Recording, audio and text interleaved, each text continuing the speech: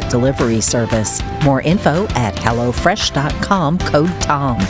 CB Distillery, CBD for sleep and pain relief. More info is available at cbdistillery.com, code TOM. Ground News, a well-rounded perspective for news readers. More info at ground.news/Tom. Angie, for any project on your to-do list. More info at Angie.com. Dinovite, a whole food supplement for your pet's immune system. More info at Dinovite.com. And ExpressVPN, the VPN that just works. More information at expressvpn.com/Tom.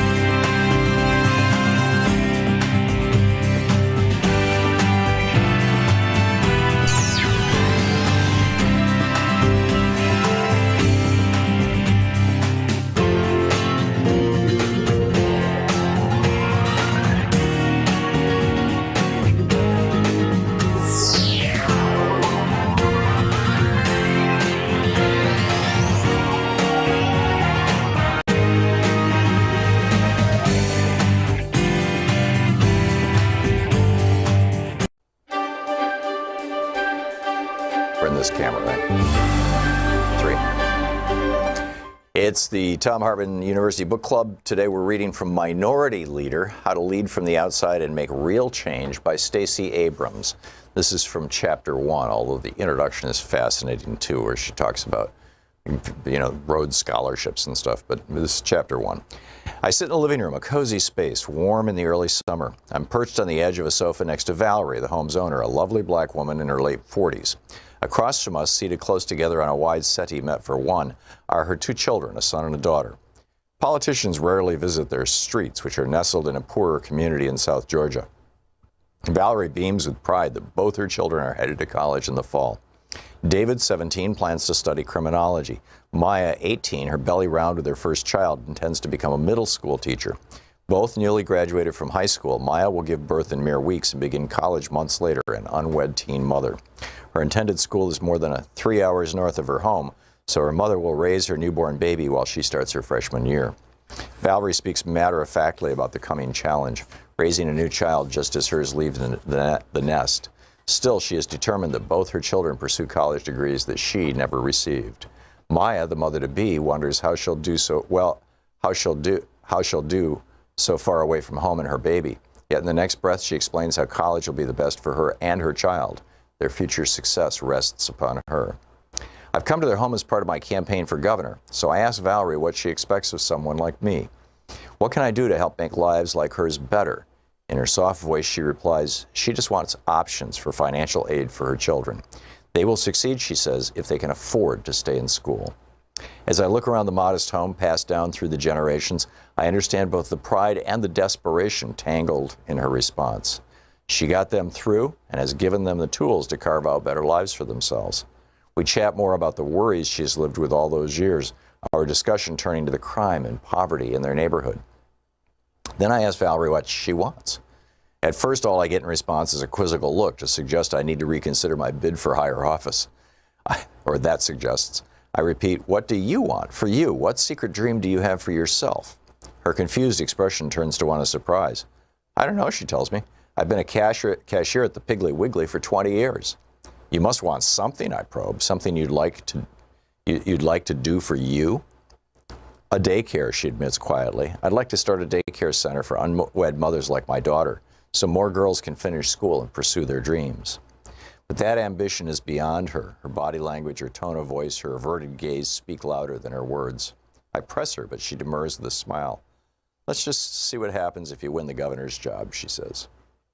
Valerie's house in South Georgia is not too different from the squat red brick house where I grew up on South Street in Gulfport, Mississippi.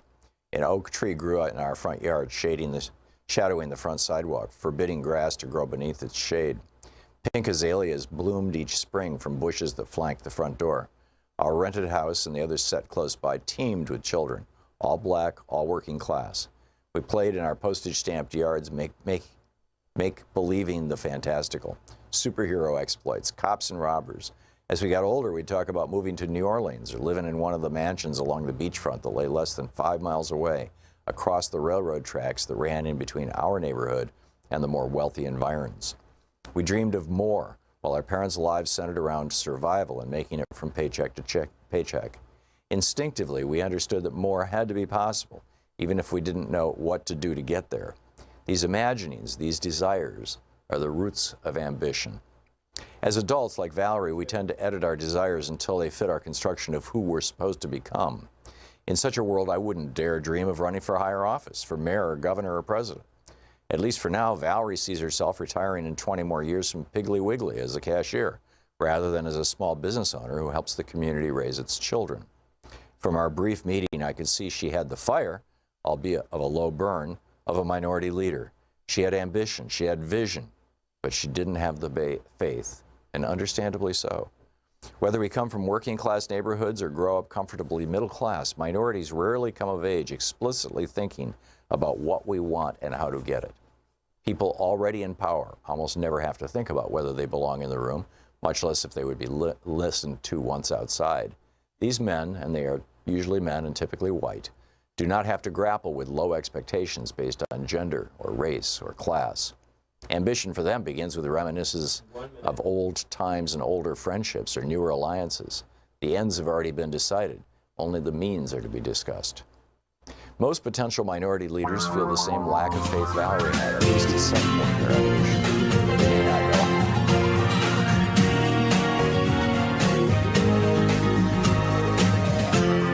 know. This is the Thom Hartmann Program. And welcome to Wednesday. It's the Thom Hartmann Program. We got a lot to talk about today. First of all, I want to start out with exposing what I think is probably the single most toxic and corrosive meme to come out of the Republican Party. It started in the 1950s, and I'll share the details of that. Basically, it's that once citizens believe that a nation is a republic but not a democracy, it suddenly gets easier for strongmen to limit majority rule voting so that only the right people can vote or have their vote counted. We'll get to that in a moment. Also in this hour, Fox and Tucker Carlson, this is our Fox so-called news alert. Tucker Carlson has expanded his race war by lying that white people are being refused treatment for COVID. It's astonishing, absolutely astonishing. In our second hour, more and more Republicans are running scared from Trump's big lie. Or is it that they used it while it was useful and now they don't need it anymore, and they're, because they've got their voter suppression laws, and so now they're starting to dump Trump. I'll give you my whole theory on this and the stories, the news stories to back it up at the top of the second hour here today. And also, if COVID is becoming endemic, what was the old saying? A child shall lead them. The students of the high school students in Oakland, California seem to be leading the way. We'll get to that in the second hour. And in our third hour, we've got a special guest from Greenpeace, Norway. Norway is in the midst of an amazing court case. Does Arctic drilling violate human rights? And possibly even the Norwegian Constitution, but mostly this pan-European group. So we'll get to that also. So there's a lot going on, and a lot of things we want to talk about. I also want to mention, I don't know if you caught President Biden's speech yesterday. I did. Louise and I did. We were actually driving when we heard it. We had to run some equipment down to one of our employees, and it was the speech I thought was brilliant. He said exactly what needed to be said, and if you missed this speech, it's worth going to YouTube or whitehouse.gov or wherever, and just watching it. It wasn't particularly long. But what astonished me was we were listening to CNN in the car on Sirius XM for the speech. And as soon as the speech ended, the guy who sounded like Jake Tapper said to some person, I have no idea who it was, said, well, what do you think? And that guy said, well, it's not going to change anything. And I'm like, what the hell? You are shooting down our president and our aspirations for democracy in America. You're taking the side of the Republicans before even seriously discussing the issues. Honest to God, I was so pissed off, I changed the SiriusXM channel from CNN to MSNBC, where they were actually having a thoughtful conversation about what it would mean if Joe Manchin and Kyrsten Sinema were to change their minds and say, okay, you know, we cut a hole in the filibuster just 2-3 weeks ago to get the debt ceiling, in abeyance so that we could keep the government from shutting down. We drilled a hole into the debt ceiling when when Donald Trump wanted to appoint Neil Gorsuch to the Supreme Court. That was a permanent hole they drilled in the filibuster. It used to be you couldn't use the filibuster. You could use the filibuster to stop appointments to the Supreme Court. Mitch McConnell did away with that.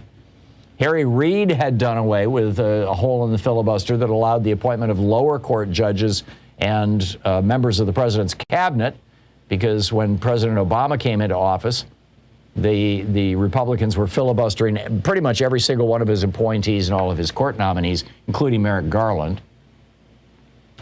So, I mean, we have this long history of holes being drilled in the filibuster. Donald Trump's tax cuts were passed by going around the filibuster. But, apparently on CNN, none of that mattered. So, anyhow, it just made me crazy. So we can talk about that, too. But I want to start out with my daily rant today from HartmannReport.com. It's titled Expose, the most toxic and corrosive GOP meme ever. And it really and truly is. Over at the Heritage Foundation's website, Bernard Dobsky headlines his article with this old chant from the John Birch Society. I remember this from the 1950s, right? And then the 1960s. This was the John Birch Society's main shtick. America is a republic, not a democracy. Yeah, it's a memorable slogan. They've been using it since the 50s. That and the other thing from Senator Joe McCarthy when he said, don't ever call the Democratic Party the Democratic Party. And always call it the Democrat Party with emphasis on the rat. And that was, in 1956 when, as I recall, when Joe McCarthy said that. And now Fox News does that full time. That's all they do. And, it's called it the Democrat Party. But this meme that we are not a democracy has really taken hold on the Republican side since the 1950s, and particularly since Donald Trump's election. Why would that be? Well, because if you're not a democracy, then the vote doesn't count, right? Democracies are where the majority rules. Now, the fact of the matter is that we are, or at least arguably, a democracy and a republic.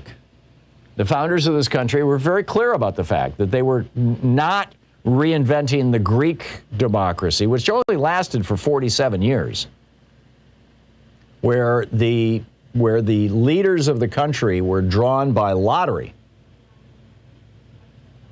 And so, the consequence of that was that because the leaders were drawn by democracy, by lottery, it's the same way we do jury duty. I mean, can you imagine if every member of the House and Senate was put into place by jury duty? Not a good thing, right? Jury duty is fine, but that would not be a good thing. And that's what Greece did. And so, everybody in when they were writing the Constitution, they were saying, well, we're not going to do what Greece did. We're not going to be a pure democracy. But we are going to be a representative democracy. We are going to be a constitutionally limited representative democracy. They just said it very, very clearly. And I'll give you some quotes on that. But, Rand Paul last week came out and said, he told this to the Washington Post, he said, the idea of democracy and majority rule really is what goes against our history and what this country stands for. No, it doesn't, Rand Paul. It doesn't at all. I mean, you could say technically he's correct, because from 1798, when we became a constitutional democratic republic, until 1965, black people couldn't vote. Women couldn't even vote until 1920. So, you could say, arguably, we historically were not a democracy.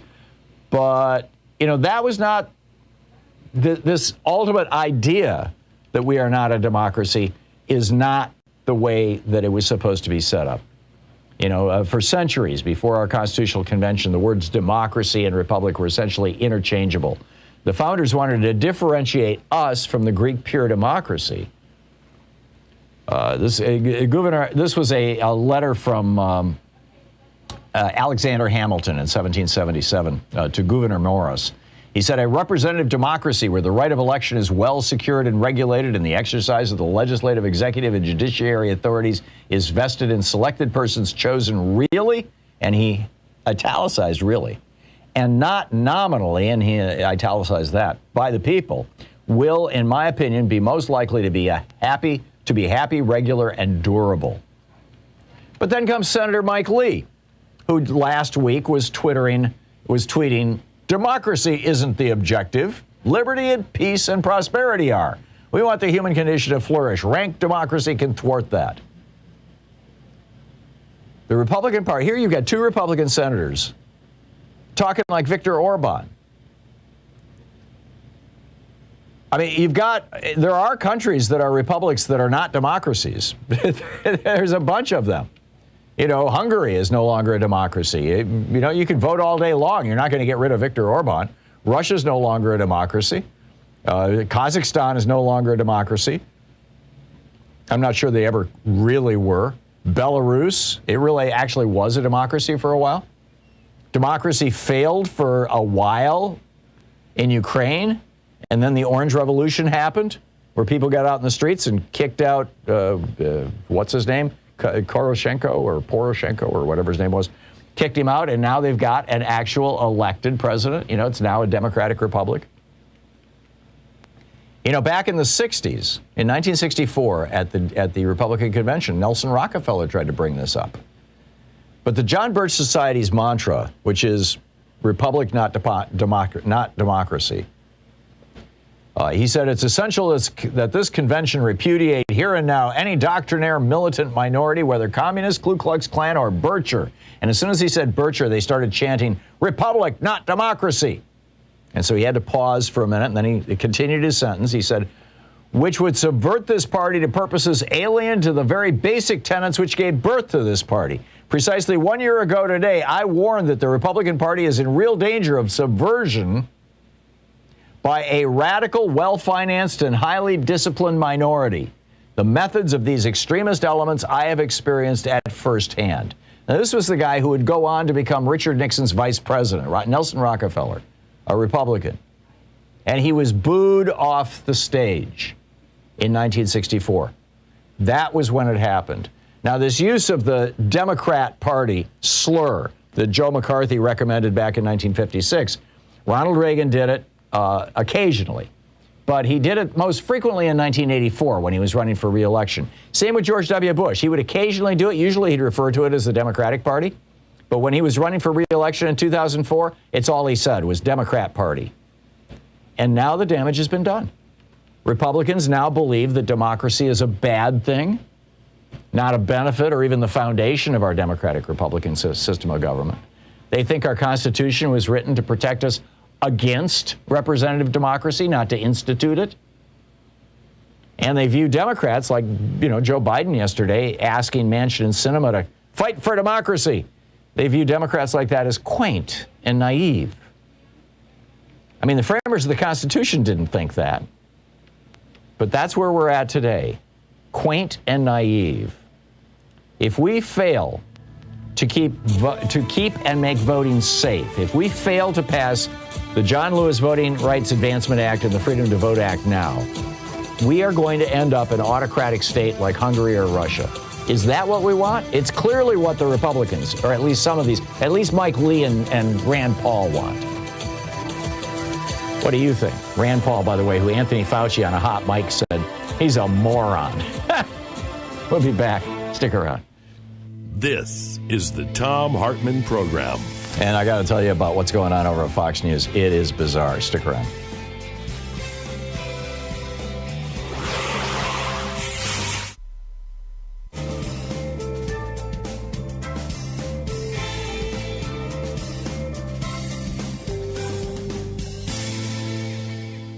And welcome back. John in Minneapolis. Hey, John, what's on your mind? You heard Biden's speech? Yeah, I thought it was an excellent speech, but I wonder if maybe the strategy of waiting so long might backfire, because a lot of these voter suppression laws are already in effect, and unless they get what they want by, I think it's the end of the month, a lot of these states, they're already set themselves up for winning in 2022. I don't know. I mean, I just think that should have been a priority from the very beginning, because the whole, thrust of the Democratic platform that I think most progressives, including myself, wanted really hinged on being able to get the votes. And, if he would have put more public pressure, I'm sure behind the scenes, he put a tremendous amount of pressure on Kristen Sinema and Manchin. But, if we fail, I think then the Republican Party they're just going to grab it and run with that failure. I agree, John. The one, there's two possible ways out of this, and they're both distant possibilities, but very real possibilities. The first is that Manchin caves. And there's actually, in reading the news this morning, there are some reports suggesting that Joe Manchin may be willing to consider drilling a hole in the filibuster for voting rights. If he caves, I don't think Kirsten Sinema wants to be the only one standing. Although she did single-handedly kill, the minimum wage increase. But that's a small thing compared to democracy in America. And there is a large minority population in her state that she has to answer to. So number one, and this is how I think it's most likely going to play out, is that Joe Manchin caves in and says, okay, I'll go along with this. Number two is if Joe Biden, who spent all those years in the Senate, if he can get a couple of Republicans to go along and render Manchin and Sinema irrelevant. And there are a few candidates for that. Susan Collins and Lisa Murkowski are at the top of that list. But now that you've got a few of these other Republicans who are starting to speak out and take on Donald Trump, it's not inconceivable that people like, John Thune, who's from a solidly red state, he does not have to worry about getting reelection. He can do the right thing without any political cost whatsoever. And that's true, arguably of Mike Rounds as well. That they might go along with it. So I'm not willing to throw the towel in or despair yet. Absolutely, absolutely. I agree with you. But it's like I'm on the edge of my seat here, I know. Like, oh my God. Well, today is the 12th, and Martin Luther King Day is, if I'm remembering correctly, the 17th.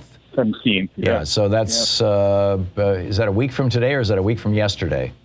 That's Monday. Yeah, that's a Monday. Okay, I can't do calendars in my brain.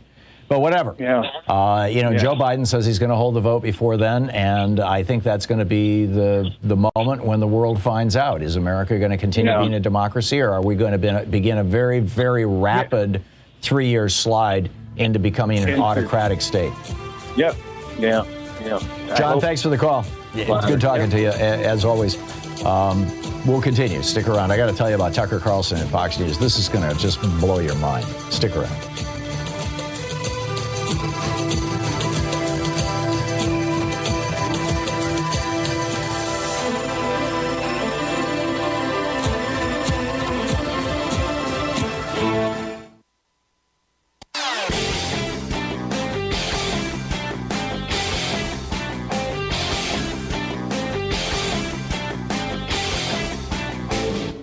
Missed my opening rant today? It's usually published over at HartmannReport.com, where you can read it and share it with your friends for free. Check it out, HartmannReport.com. Hey, remember Andrew Wheeler? He was this coal lobbyist that Donald Trump plucked out of obscurity and put in charge of our nation's Environmental Protection Agency. He was the EPA administrator. He's the guy who said there was this new pesticide they wanted to bring to market. It causes permanent brain damage in children. He said, that's fine. Put it in the food supply. He's the guy who raised the levels of mercury and radiation to which children can be exposed. He's the guy who closed down the EPA's Office on Children's Health. He's the guy who shut down the the EPA's office that provides scientific advice to Congress. He's the guy who stopped enforcing the clean water rule so that the polluters could have a field day. He's the guy who told the oil and gas companies, hey, we're no problem on methane. We're no longer going to enforce the legal limits. And of course, he's the guy who ditched the rule that required cleaning up toxic coal ash. He is now the Secretary of Natural Resources for the state of Virginia.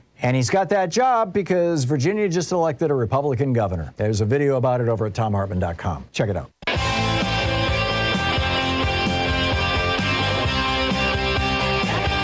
So I've got to tell you about this situation over on Fox. Situation. I'm not even sure that's the right word. I mean, this is just. Well, here it is. It's our Fox so-called news alert.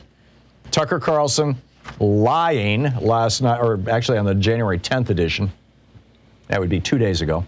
On his Fox News primetime show, Media Matters is reporting about this over at MediaMatters.org. If you want to read the whole story, get the links, watch the video. It's all right there. This was the second time in less than a year that Tucker Carlson has quoted InfoWars, Alex Jones's website, which in and of itself should, shock you. Alex Jones, the guy who just lost a lawsuit because he was claiming that at Sandy Hook, those children who died and the parents who were mourning them were all just actors. That Alex Jones, right. So Alex Jones and his InfoWars guys did this hidden camera video in which a guy talks looks like he's perfectly healthy, but says, hey, I've got COVID. And he's talking to a nurse and says, I want to get the monoclonal antibodies. And he's a young guy. He's in his 20s or 30s. And she says to him, and I quote, if you were 65, you'd be good to get the monoclonal antibodies. But nope, you're healthy. You have no medical conditions. So research shows you should be able to fight off COVID. That sounds pretty straightforward, right? I mean, monoclonal antibodies are insanely expensive. It's like $2,000 a dose. And, you save them, and there's a shortage of them around the country right now. And so you use them for people who actually have a risk of dying or ending up intubated or hospitalized. This guy was not hospitalized. He was just sitting there being normal. So this guy, his name is Smith. He goes on Twitter and he says, I was denied medical service because of my race. And then InfoWars, Alex Jones's website, puts up a headline. Literally, this is what the headline reads. Texas HHS denies monoclonal antibody treatment for whites. Says only available for, quote, high-risk ethnicity groups, end quote. Which literally is not what they said. They didn't even mention ethnicity groups. In fact, if you look at the Texas HHS website, it doesn't once mention race or ethnicity groups. And Tucker Carlson not only played this clip, but he even cut it off before the nurse even had a chance to say, you're young and healthy, therefore you don't need it.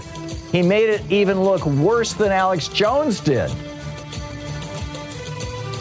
Why would Fox do this? Why would they poison the dialogue in this country? Why are they trying to destroy our country? What is Tucker Carlson up to? You're listening to the Thom Hartmann Program. Call 202-808-9925. I mean, this is not a mistake. This is a lie. We'll be right back.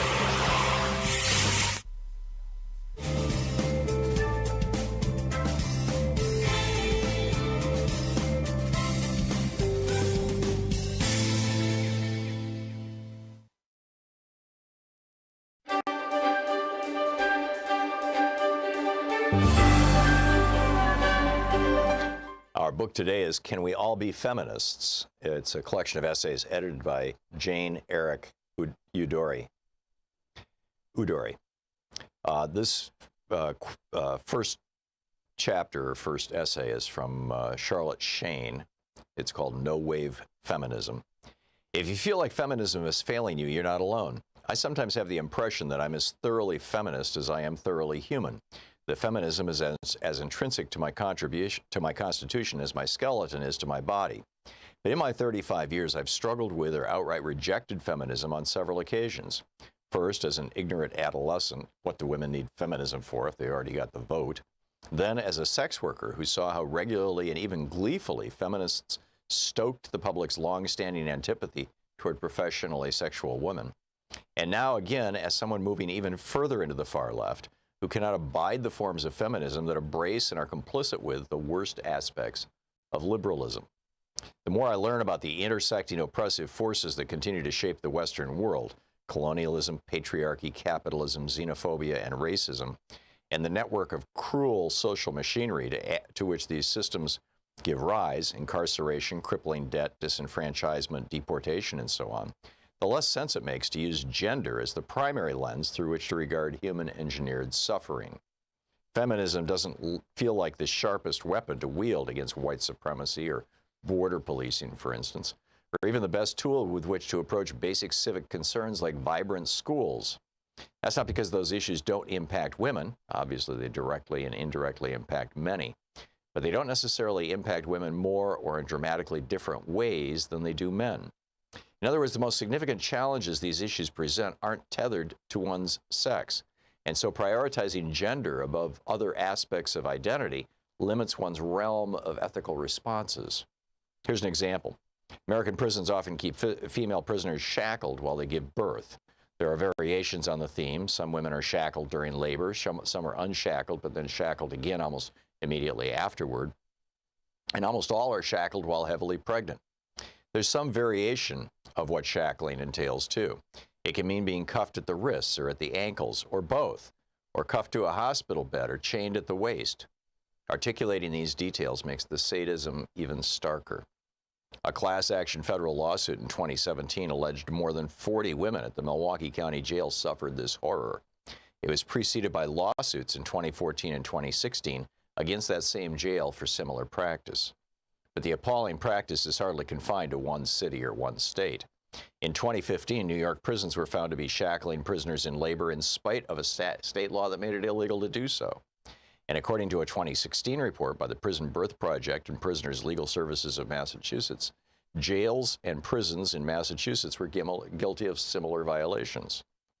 Most feminists probably agree that this is a feminist issue. The topic accordingly receives coverage on feminist websites and sometimes in women's magazines. But does a feminist obligation to attend to the rights of the imprisoned extend only as far as pregnancy and labor? Or is it a feminist issue when a non-pregnant woman is shackled? Or when she is caged for years and exploited for her labor, denied face-to-face visits from loved ones, held captive in a compound in the name of, quote, justice? If the answer to these questions is yes, then it is also a feminist issue. Then is it also a feminist issue when men are shackled during various health emergencies, seizures, say? In 2014, a male inmate in Colorado died after undergoing several seizures while in restraints and receiving no medical treatment. Is it a feminist issue when incarcerated men are denied the right to visit with family or exploited for their labor? Is it a feminist issue when so many men are raped while in prison? Or does feminism's responsibility begin and end with gender-based mistreatment? The feminists hired by prominent media outlets often advocate for measures that would result in higher levels of incarceration. They write op-eds in favor of further criminalization around sex work and call for longer prison sentences for men convicted of assault, which we've known for decades is not necessarily synonymous with men who committed the crime. They also disturbingly relish the theater of sentencing, like that enacted by Judge Rosemary Aquilina, who told serial sexual abuser Larry Nassar that if she could, she would allow some or many people to do to him what he did to others. So sexual violation is an atrocity unless it happens to the right person. They capitalize on women's justified fear and anger around mistreatment by men to shore up the status quo, to suggest that our current problems are not the result of fundamentally unjust institutions, but rather institutions that are only incidentally sexist. That means that those same institutions could become less so with the right adjustments, like more draconian sentencing for crimes against women, or more female judges. But the prison system is racist and brutal by design, not by accident or mismanagement, just as the court system regularly fails the most vulnerable because it was built to protect the powerful. The challenge of the 21st century is not to demand equal opportunity to participate in the machinery of oppression, revolutionary thinker Angela Davis has written. Rather, it is to identify and dismantle those structures. Yet leveraging our existing legal system for criminalization remains the go-to strategy for most feminists when it comes to dealing with objectionable behavior. The book, Can We All Be Feminists?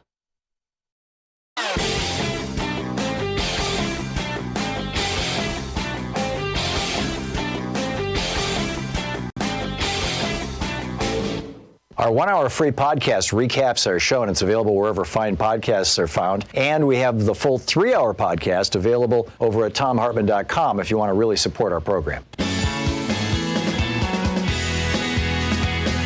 So, thoughts on President Biden's speech, thoughts on the future of democracy in America, thoughts on whether Manchin and Sinema are going to go along with this or not.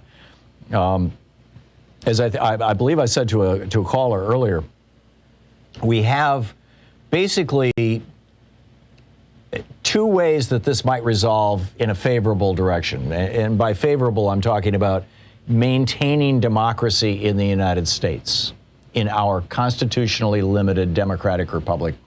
And it is. I mean, it is constitutionally limited. Powers of government are limited by the Constitution.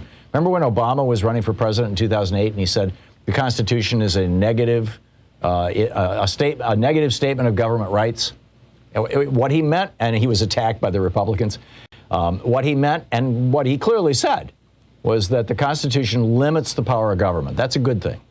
So we have a constitutionally, and that's the whole Bill of Rights. I mean, basically, constitutionally limited, democratic republic. It's a democratic, it's actually a constitutionally limited representative democratic republic. That is to say, we use democratic means, elections, so that the will of the majority puts into place representatives who conduct the business of government on our behalf in the context of what's called a Republican form of government, or a republic, which is a nation state that rests on the rule of law. So that's what we have. So the two ways that I think this could play out. Number one, Joe Manchin buckles under the pressure. The pressure right now has got to be insane. The President of the United States called him out. Members of his own party are calling him out. There are reports that he's saying, well, maybe. Now, if he goes, Kirsten Sinema, who has been, funded by the right-wing billionaires and big corporations, and she's been saying, no, I won't go along with this. Probably she will buckle if Joe Manchin does. I don't think she wants to stand alone. I don't think she wants to go down in history as the one person, as Strom Thurmond, as the one person who fought against civil rights and voting rights. It's possible, but I doubt it. So that's one possibility. The other possibility is that a couple of Republicans stand up. There were 13 Republicans who are today in the Senate who voted back in 2006 when George W. Bush asked that the Civil Rights, the Voting Rights Act be renewed. This was before it was gutted 6 years later in 2013, I think it was, in the Shelby County decision. Maybe it was 2010. But, it's relatively recently that the Supreme Court gutted that act. And George W. Bush was president, but there were 13 Republican senators who voted for it, who are today sitting in the Senate. And so if Joe Biden can convince Mitt Romney or Susan Collins or Lisa Murkowski or some of these guys who just came out and said, yeah, Trump didn't win the election, the people who absolutely have safe seats, right? John Thune, nobody's going to take him down. Mike Rounds, South Dakota, North Dakota, these guys do not have to worry. They don't have to lick Trump's feet. And they've stopped doing it. In fact, I'm going to get into why I think that's the case in the next hour, because I think it's a more bizarre story than anybody realizes. But anyhow, so that's the other possibility, is that if Manchin and Sinema continue to hold out, there may be a couple of Republicans who come along. The bottom line, we're going to find all this out at the latest next Monday, and since next Monday is Martin Luther King Day and a holiday, I'm guessing we're going to find this out tomorrow or the next day. So we'll see when Chuck Schumer decides that he's going to put this thing for a vote on the floor of the Senate. So picking up your phone calls, Christian in Glen Allen, Virginia. Hey, Christian, what's up? Hey, Tom, how you doing? Nice to see you. I watched Biden's speech the other day, and I was more impressed with his speech than probably anything he said so far, and that is only rivaled by maybe his speech on January 6th. But the news media, like you said before, kept on saying, well, this is going to make a difference, Manchin's against and everything else. But that same day, Manchin actually did say, I'm actually interested in reforming the filibuster. Yes. He brought up, I think 3 things, and correct me if I'm wrong about this. He said he wants to get rid of filibusters or cloture on a motion to proceed, especially with the committee bill. So you can't just talk yourself to death on a committee bill. He wants to change the threshold to 3/5 of the senators who are in attendance versus 60 right now. So you have to be in attendance to actually vote on this thing. And finally, and most importantly, I think, he's interested in getting the talking filibuster back, but with a 2-speech limit. I was wondering what your thoughts are about, is this workable for Manchin to be able to get on board if he gets these things done? I think so.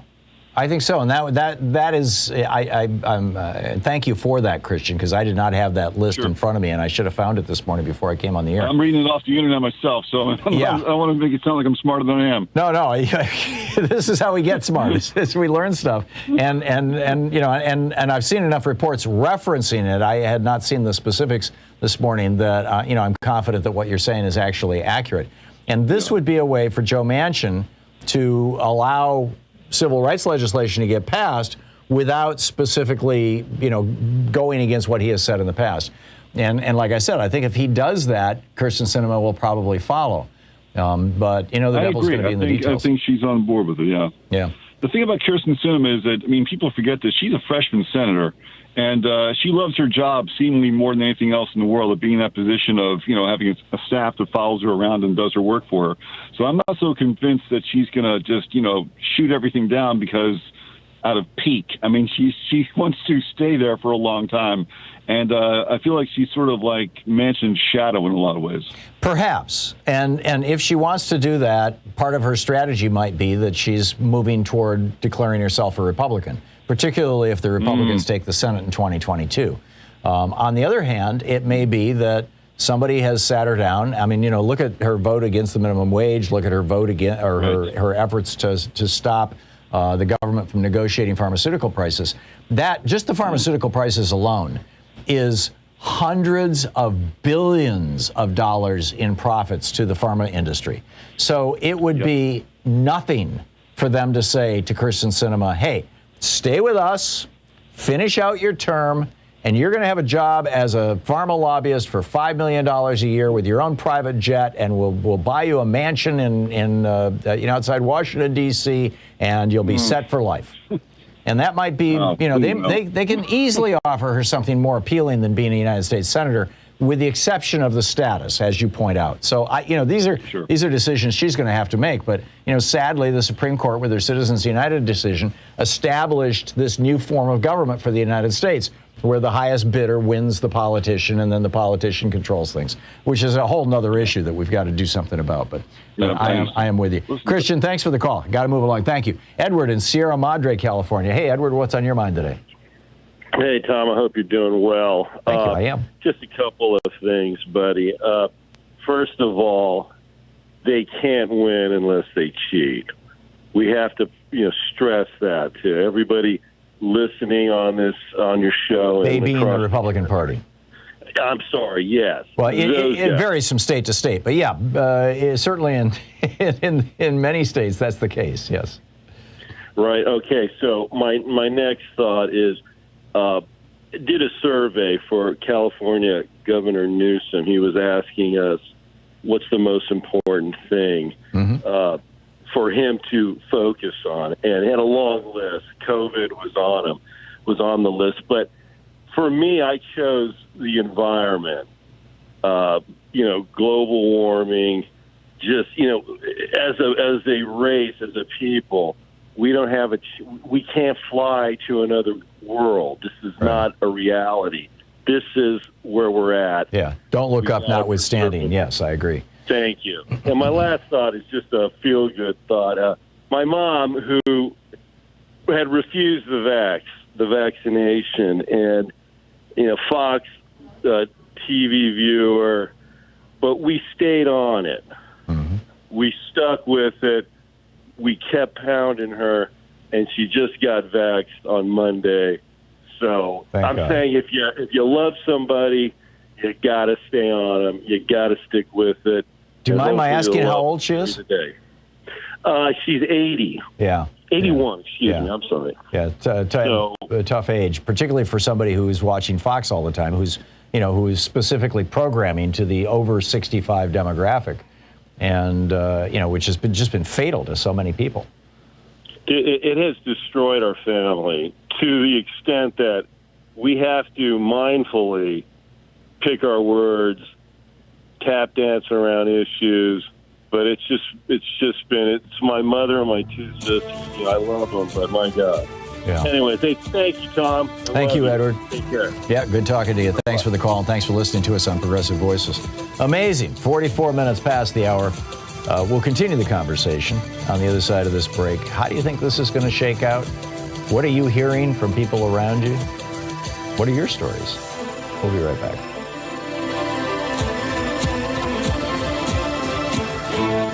You're listening to Thom Hartmann. Visit thomhartmann.com for audio and video archives.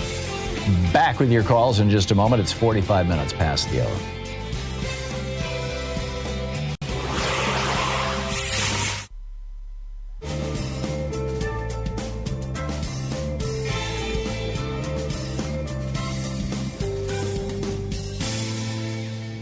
And welcome back. Dennis in Aptos, California. Hey, Dennis, what's up?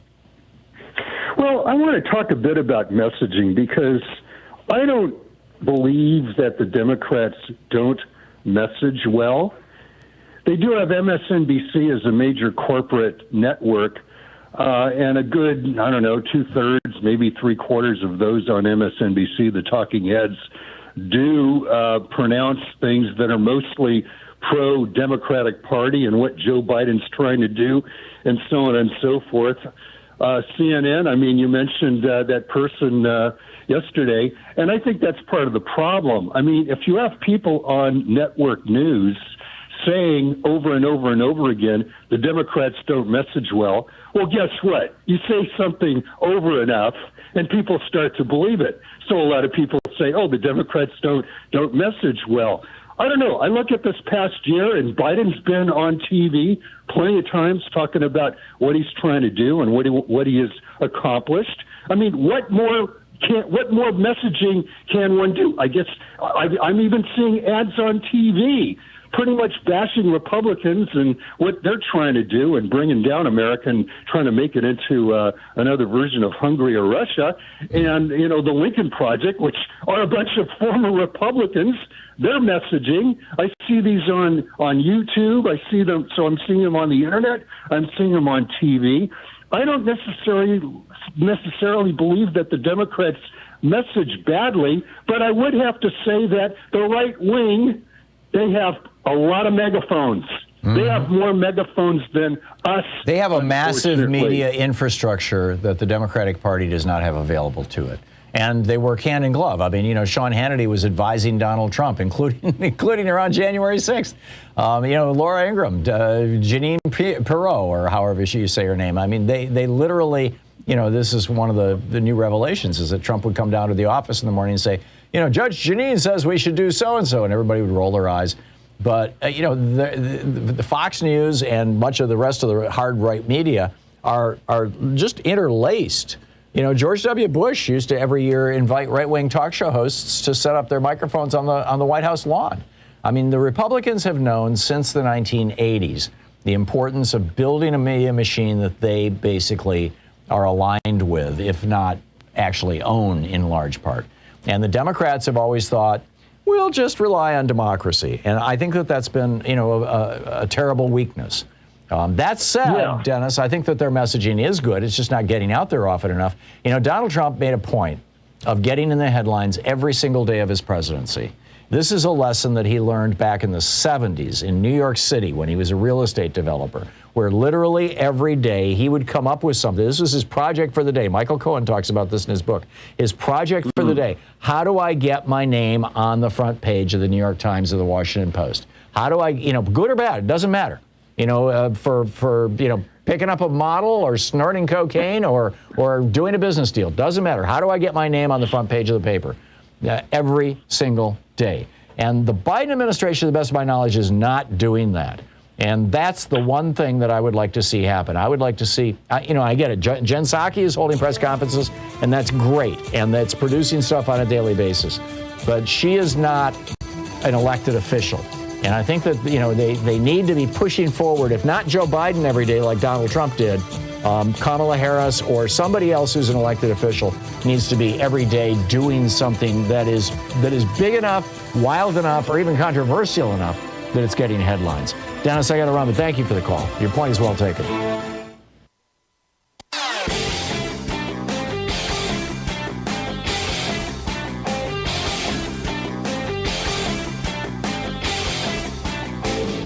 Share the Thom Hartmann Program with your friends. We're available on SiriusXM, Free Speech TV, Pacifica, commercial stations nationwide, YouTube, Twitter, Facebook, on the Thom Hartmann app, and you can even tell your smart speaker to listen to the Thom Hartmann Program.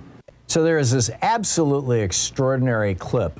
It's actually a montage. It's 9 minutes long of speeches that Senator Sanders gave starting in 1985 during the Reagan presidency, calling out Reagan, calling out Republicans, talking about what America could be, fighting for the average working person.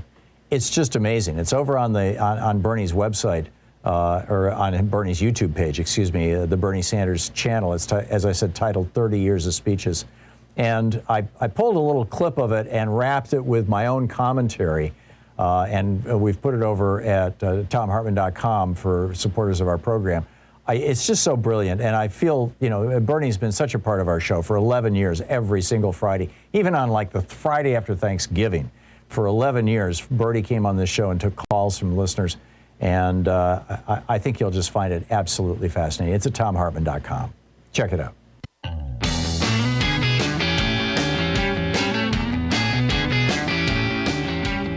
Welcome back. Picking up your phone calls, Sean in Davenport, Iowa. Hey, Sean, what's on your mind today? Hey, Tom, I don't know if you heard the reports, but I'm going to talk about state-level legislature here in Iowa. They just started their legislative session. It's controlled by the Republican Party. The Democratic minority leader, Zach Wall, he's a senator, made a statement. Basically, for 140 years, Iowa has had press cover the Senate floor when they're in session. And the decision was made by the Republican majority to ban them, prohibit them after 140 years of precedent.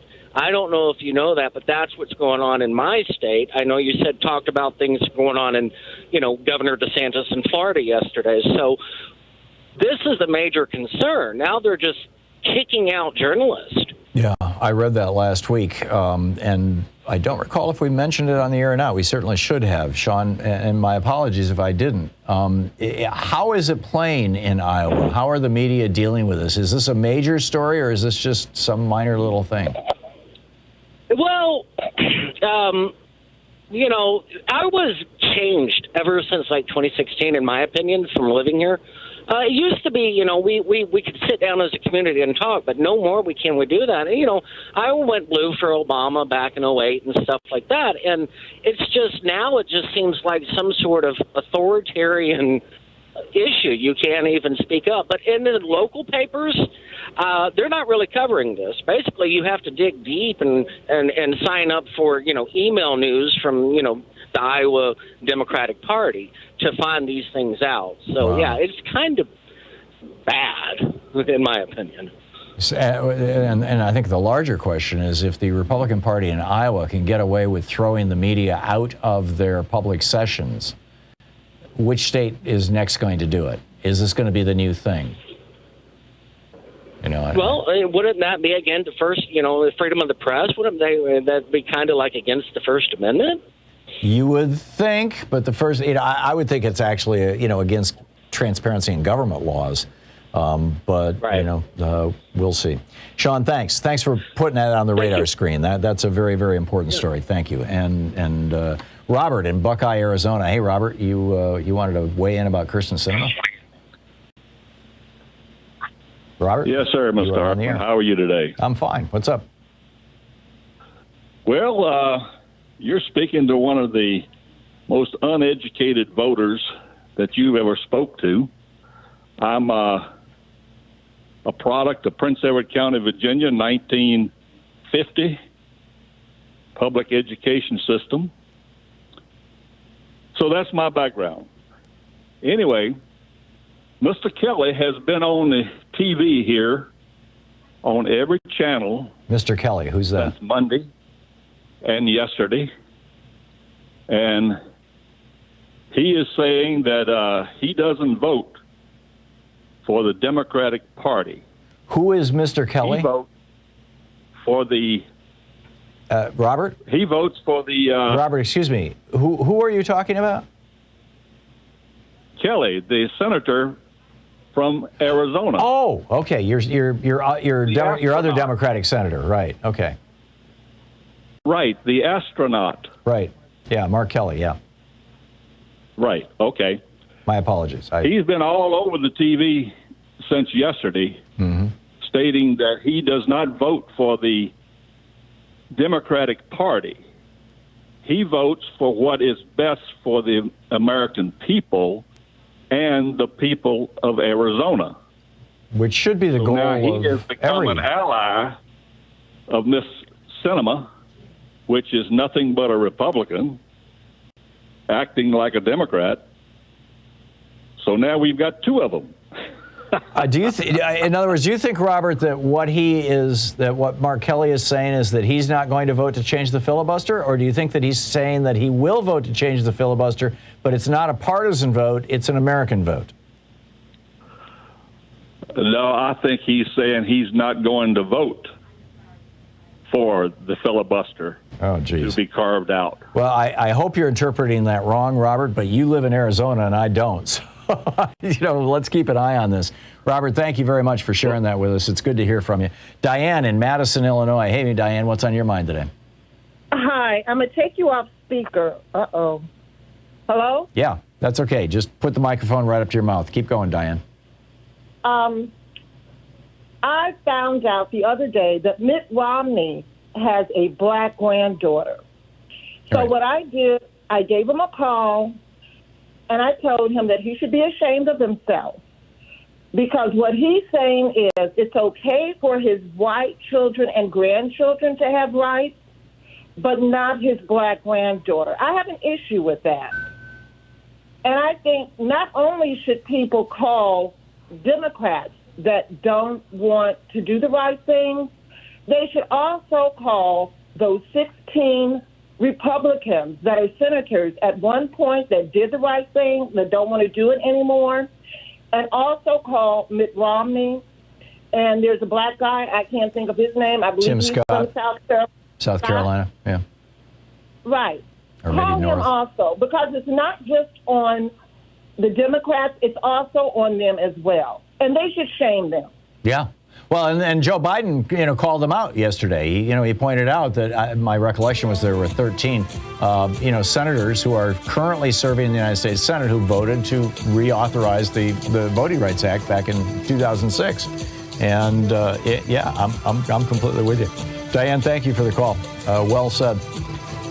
We'll continue. I got to tell you, the Republican Party appears to be running scared with this, Mike Rounds coming out and saying, yeah, Trump lost. I think there's more to the story. I'll tell you right after the break. You're listening to Thom Hartmann.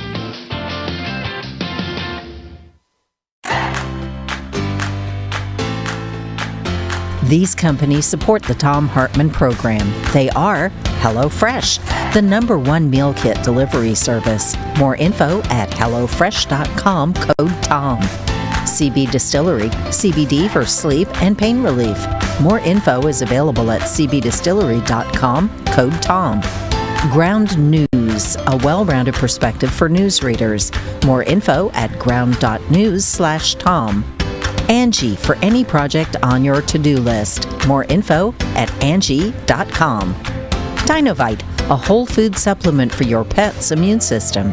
More info at Dinovite.com. And ExpressVPN, the VPN that just works. More information at expressvpn.com/Tom.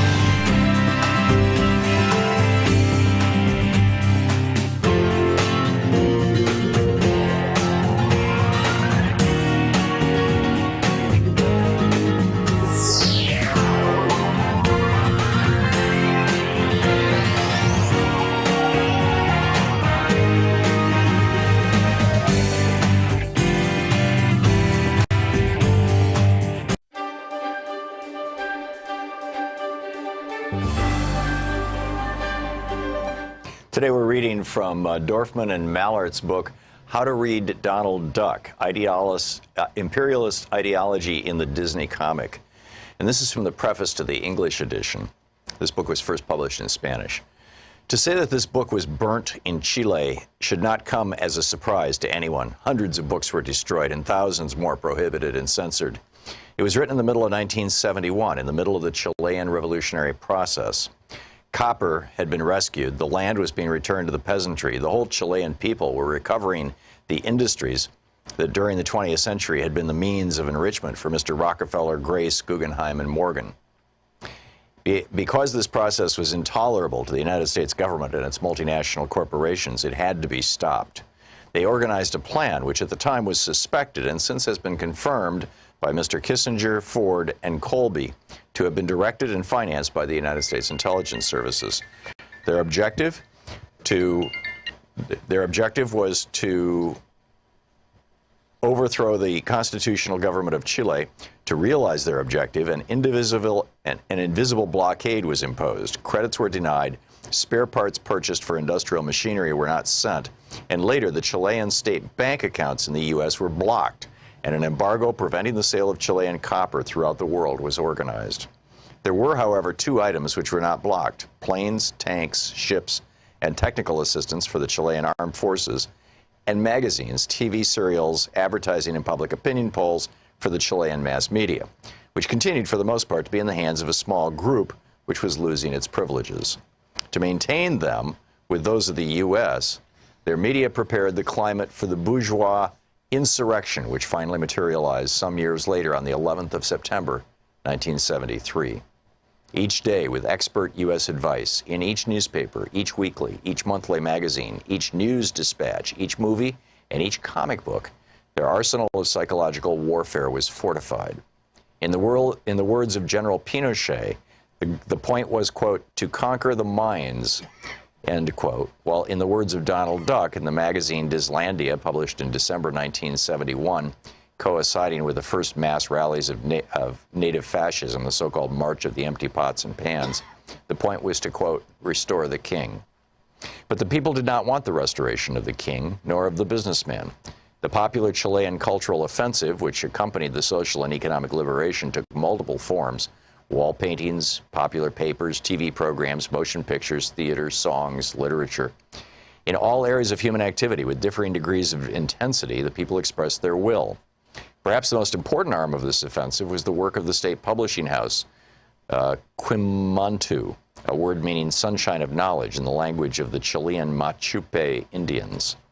In 2.5 years, it published 5 million books, twice the amount that had been published in all of Chile during the previous 70 years. In addition, it transformed the content of some of the magazines it had inherited from before the Popular Unity government and created new ones.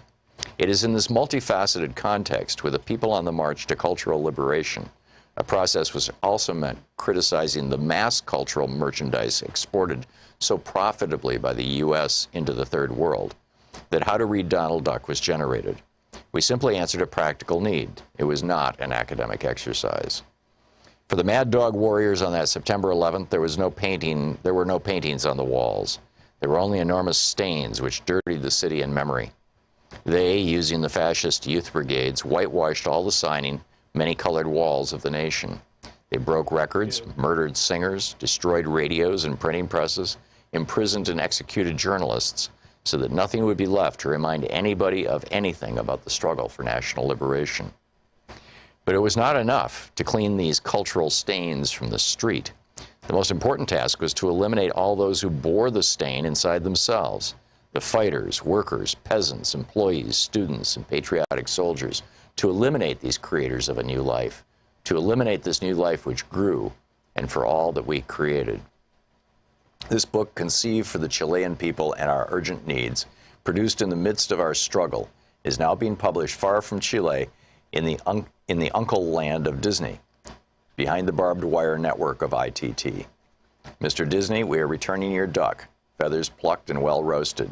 Look inside, you can see the handwriting on the wall, our hands still writing on the wall, Donald, to go home. This is written in 1975. And then this from David Kunzel's introduction. The names of the presidents change. That of Disney remains. 46 years after the birth of Mickey Mouse, 8 years after the death of his master, Disney's may be the most widely known North American name in the world. He is arguably the century's most important figure in bourgeois popular culture. He has done more than any single person to disseminate around the world certain myths upon which that culture has thrived, notably that of an innocence supposedly universal, beyond place, beyond time, and beyond criticism. The myth of U.S. political innocence is at last being dismantled, and the reality which it masks lies in significant areas exposed to public view. But the great American dream of cultural innocence still holds a global imagination in thrall.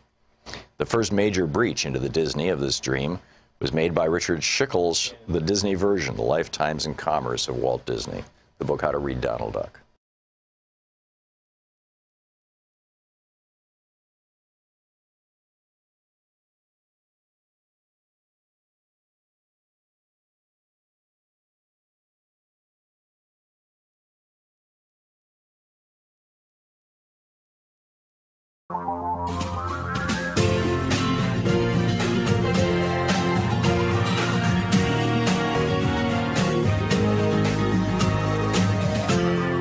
This is the Thom Hartmann Program.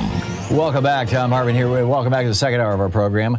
I had said in the first hour that Anthony Fauci called Rand Paul a moron. My apologies. It was not Rand Paul. It was another Republican senator that he was calling a moron.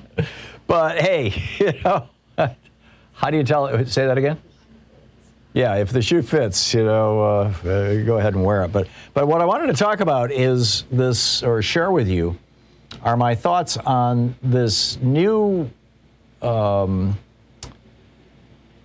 thinking about the Republican senators who are now coming out and joining Liz Cheney and Adam Kinzinger in saying, yeah, Donald Trump lost the election. And how it is being characterized in the media.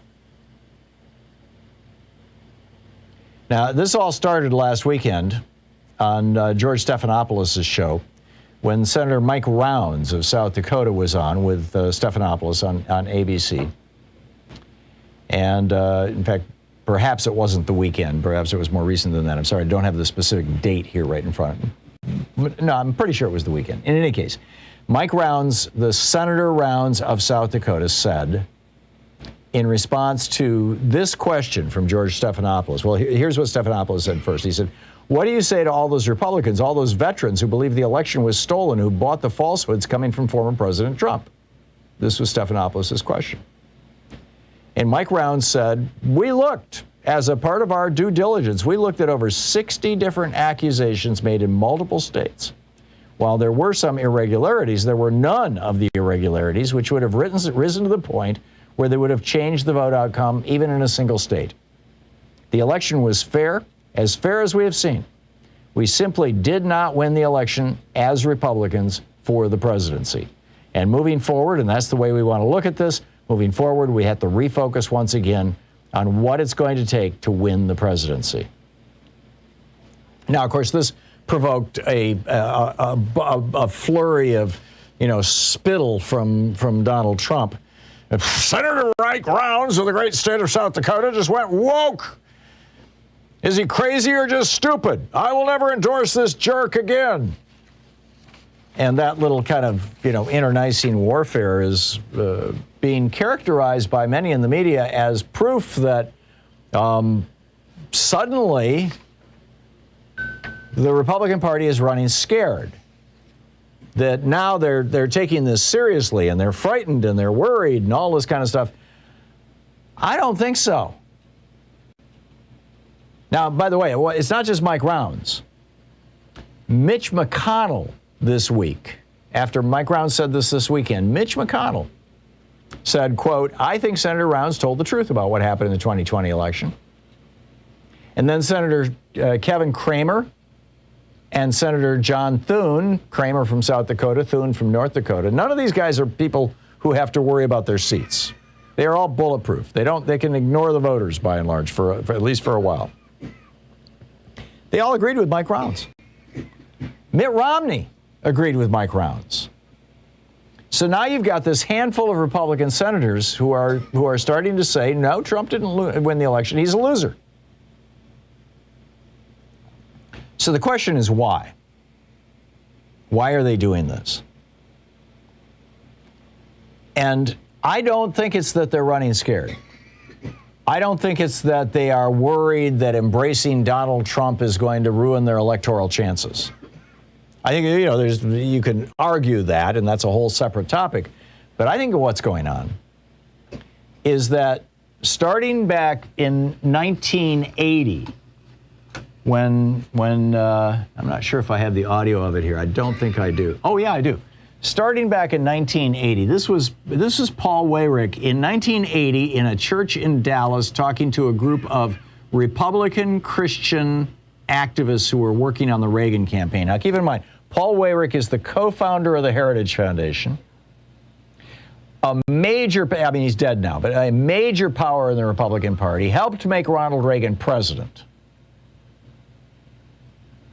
And this is what he had to say in 1980. Now, many of our Christians have what I call the goo-goo syndrome, good government. They want everybody to vote. I don't want everybody to vote. Elections are not won by a majority of people. They never have been from the beginning of our country, and they are not now. As a matter of fact, our leverage in the elections, quite candidly, goes up as the voting populace goes down. So voter suppression has been part of the Republican strategy for a long, long time. William Rehnquist, the former chief judge of the U.S. Supreme Court, the guy who made George W. Bush president in 2000. It was his vote that made Bush president. In the 1960s, in the 1964 election, was running this thing called Operation Eagle Eye in Arizona, which is where Rehnquist was from. He was a big bear of a guy. He's over 6 feet tall. He would stand outside polling places where mostly Hispanic or Native American people would vote and loudly challenge their right to vote, scare the hell out of them, and proclaim how many years they could spend in jail if they weren't citizens and if they were voting illegally and if they made any mistakes at all. This is intimidating voters, preventing voters from voting, suppressing the Democratic vote. This has been a strategy of the Republican Party forever. Well, at least since the 60s. And in a big way since that 1980 election with Ronald Reagan. Which brings us to now. Donald Trump claiming that he actually won the election. Every Republican knows that that's a lie. Every Republican knows that. I thought about saying, well, maybe Marjorie Taylor Greene. No, even Marjorie Taylor Greene knows it's a lie. They all know it's a lie. So why did they embrace it up until just very recently? Because it was part of this lie that they were using with Operation Eagle Eye in 1964, that Paul Weyrich was promoting in 1980, that they have used since the Motor Voter Act in 1993, as I recall, to argue that if we don't put into place really strict restrictions, if we don't make it hard to vote in the United States. Now, no other country in the world does this. Right? In most developed countries in the world, you get a ballot mailed right to your home. If you are registered to vote on your 18th birthday automatically in most fully developed democracies. It's not, people don't stand in line for hours to vote anywhere else in the world, just in America. And it is just because this has been the Republican Party's strategy to try to keep young people from voting because they tend to vote Democratic, to try to keep minorities from voting because they tend to vote, racial minorities and gender minorities because they tend to vote Democratic, and to try to keep people over 65 from voting because they tend to vote Democratic because they want their Social Security and Medicare. So what, in my opinion, has happened here, just nakedly right in front of us, is that when Trump started screaming that the 2020 election was stolen, the reason that elected Republicans all across the country, every state, federally, all of them, the reason it took this long for Mike Rounds and John Thune and Kevin Cramer and Mitt Romney and Mitch McConnell to tell the truth was because they needed that 12 months of Donald Trump promoting that lie so that in individual states, and Joe Biden talked about this yesterday, over 400 pieces of legislation that have now been made into law in about 20 states that make it harder to vote. So that Paul Weyrick's vision, I don't want everybody to vote. Quite candidly, our leverage in the election goes up as the voting populace goes down. So that could be accomplished. And now it is done. They have convinced more than 70% of the Republican Party that we have to have voter suppression because there's all this election fraud going on. They've even convinced 25% of the Democratic Party that there's some kind of hanky-panky going on. And 30-40% of independents. Mission accomplished. They've got their voter suppression laws in place. Mitch McConnell's on the floor of the Senate right now basically crowing about this. Now the Democrats want to try and change everything. Right. The bottom line is that the Republican Party can only win elections if everybody does not vote. When everybody votes in much of this country, Republicans lose. Now, I'll give you, if everybody voted in Wyoming, you'd probably still have Republicans, winning. But Wyoming is not the United States. I mean, it's part of the United States, but it's not, it's not the majority of the United States. In most of the United States, in order for Republicans to win, they have to suppress the vote, particularly in Georgia and Texas. This is the Thom Hartmann Program. And a few other swing states, and Arizona, too. And that's, and Pennsylvania, and Michigan, and Wisconsin. And that's what they're all about.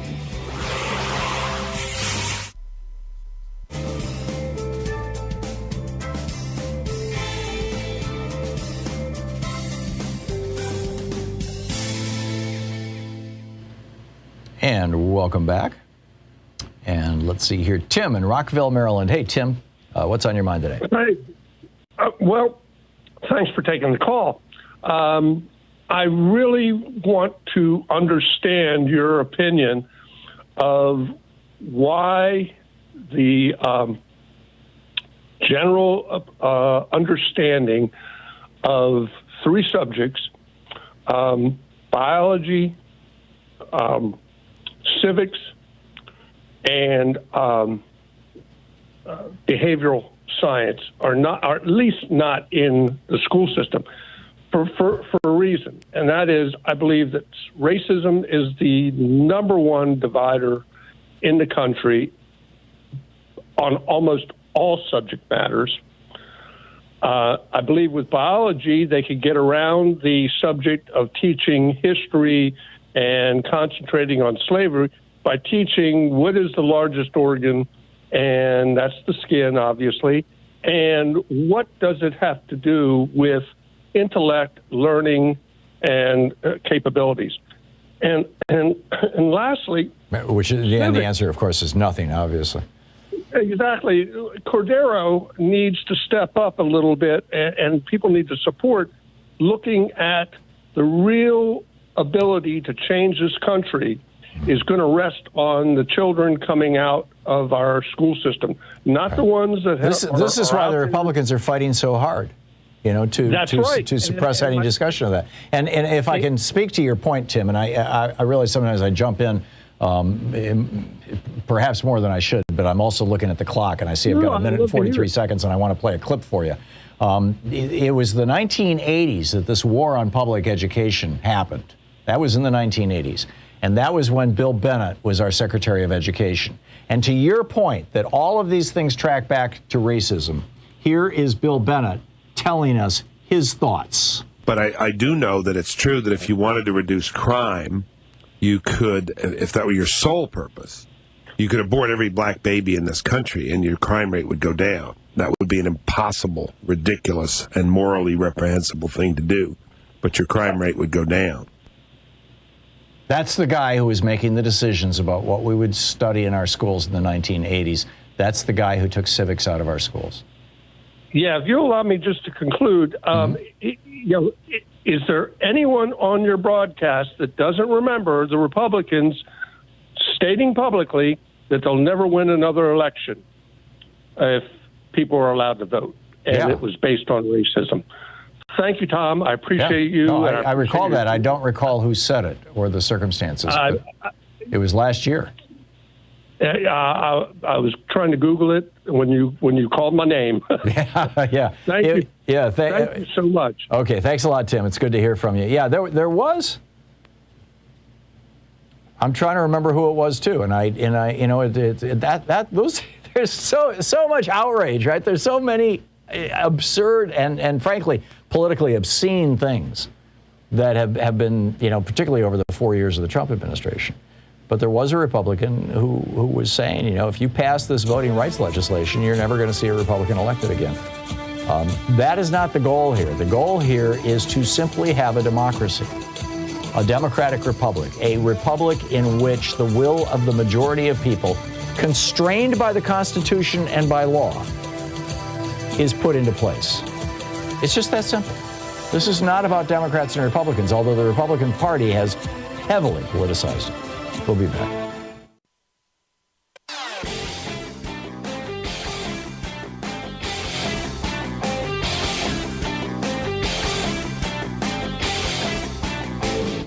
Change starts with you. You can be calling your Democratic or Republican representatives to let them know what you think by calling 202-224-3121. It's the Capitol switchboard. It'll get you right through to them. When I was a kid, back in the day, when I was 14, actually, I got a job, had to get a work permit, in fact, to get this job at Henry's Hamburgers in Lansing, Michigan, just down the street from McDonald's, flipping burgers for, as I recall, $2.15 an hour, whatever the minimum wage was.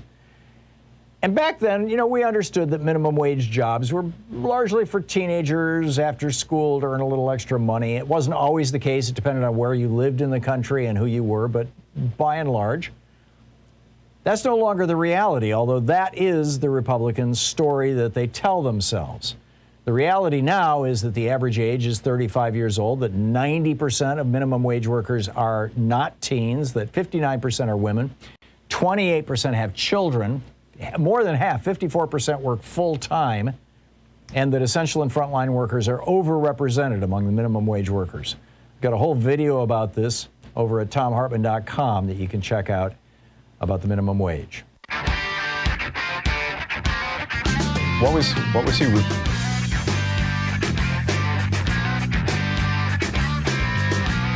Welcome back. Just a moment ago, a caller pointed out that some Republican had said that if these voting reforms, and essentially it's what Mitch McConnell was just complaining about on the floor of the Senate, if these voting reforms pass, no Republican will ever get elected again. We were trying to remember who it was who said that. It was Donald Trump. Duh. Anyhow, there are a few other things that I wanted to share with you, and then we'll pick up your phone calls. This is I think absolutely fascinating. Now that COVID is becoming, well, this pandemic is like nothing we've ever seen. It is just burning through this country. That's the bad news. The good news is it's not killing as many people, but it's still killing people. It's still causing people to require hospitalization. You know, some people get asymptomatic cases, some people get the sniffles, and some people get knocked down with what they've described as worse than the worst flu I've ever had in my life. But they are coming through on the other side. Now, whether they're going to come through with long COVID, whether that long COVID is going to include the some of the more concerning symptoms like, you know, cardiac insufficiency, lung problems, lifelong lung problems, impotence, dementia. One of my best friends I was talking to a couple days ago on the phone, and he was like, he just got COVID. By just, I mean like 4 or 5 months ago. And he said he had worked his way, and he's in his late 60s, and he had worked his way up to the point where he was running 5 miles a day. And he said, since I had COVID, I can't run anymore, and I get these horrible muscle cramps. That's long COVID. That's a very mild case of long COVID. But hey, if you can't exercise, the deterioration starts setting in. So there's, you know, some legitimate concerns about this. And high school students are not unaware of it. They can read the newspaper and the scientific reports just like everybody else. And so now, this from MSN, students from the Oakland Unified School District have threatened to strike and not attend in-person classes unless the district reverts to remote learning or complies with a list of health and testing demands that they've laid out, which includes a KN95 mask for every student, testing at least twice a week, expanded outdoor space for lunchtime so that they can eat, safely. And they published this online petition. It's been signed by more than 900 Oakland Unified School District students. It says, quote, "There's a lot of concerns regarding safety measures and how to protect us from COVID-19, especially the highly contagious Omicron variant. We must go back to distance learning until the cases go down again." And then they go on to say that if the district doesn't respond to their demands, that they will go on strike to get, quote, "until we get what we need to be safe." The students have given the school district 1 week. They have until Monday of next week.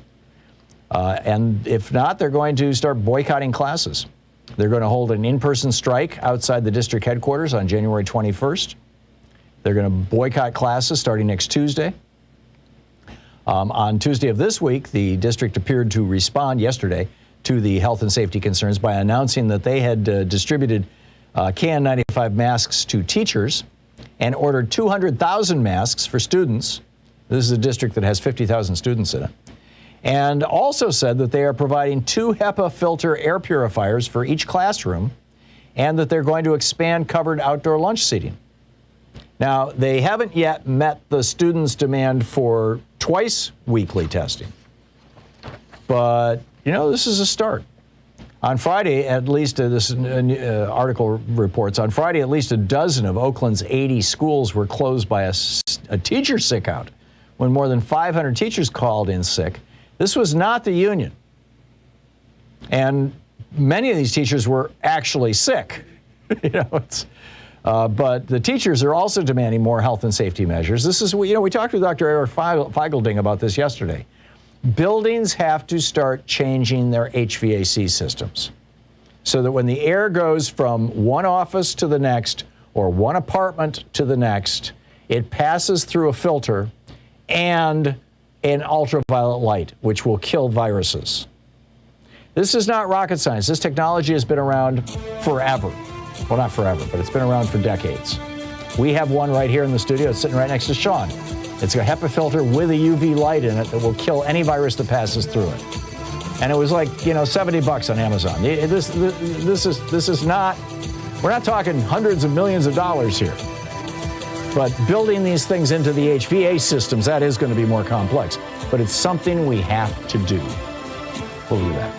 You're listening to the Thom Hartmann Program. Call 202-808-9925. The call's right after the break.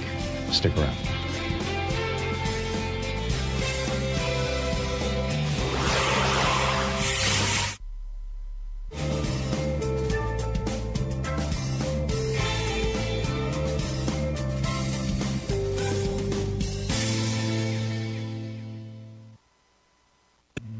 This is the Thom Hartmann Program.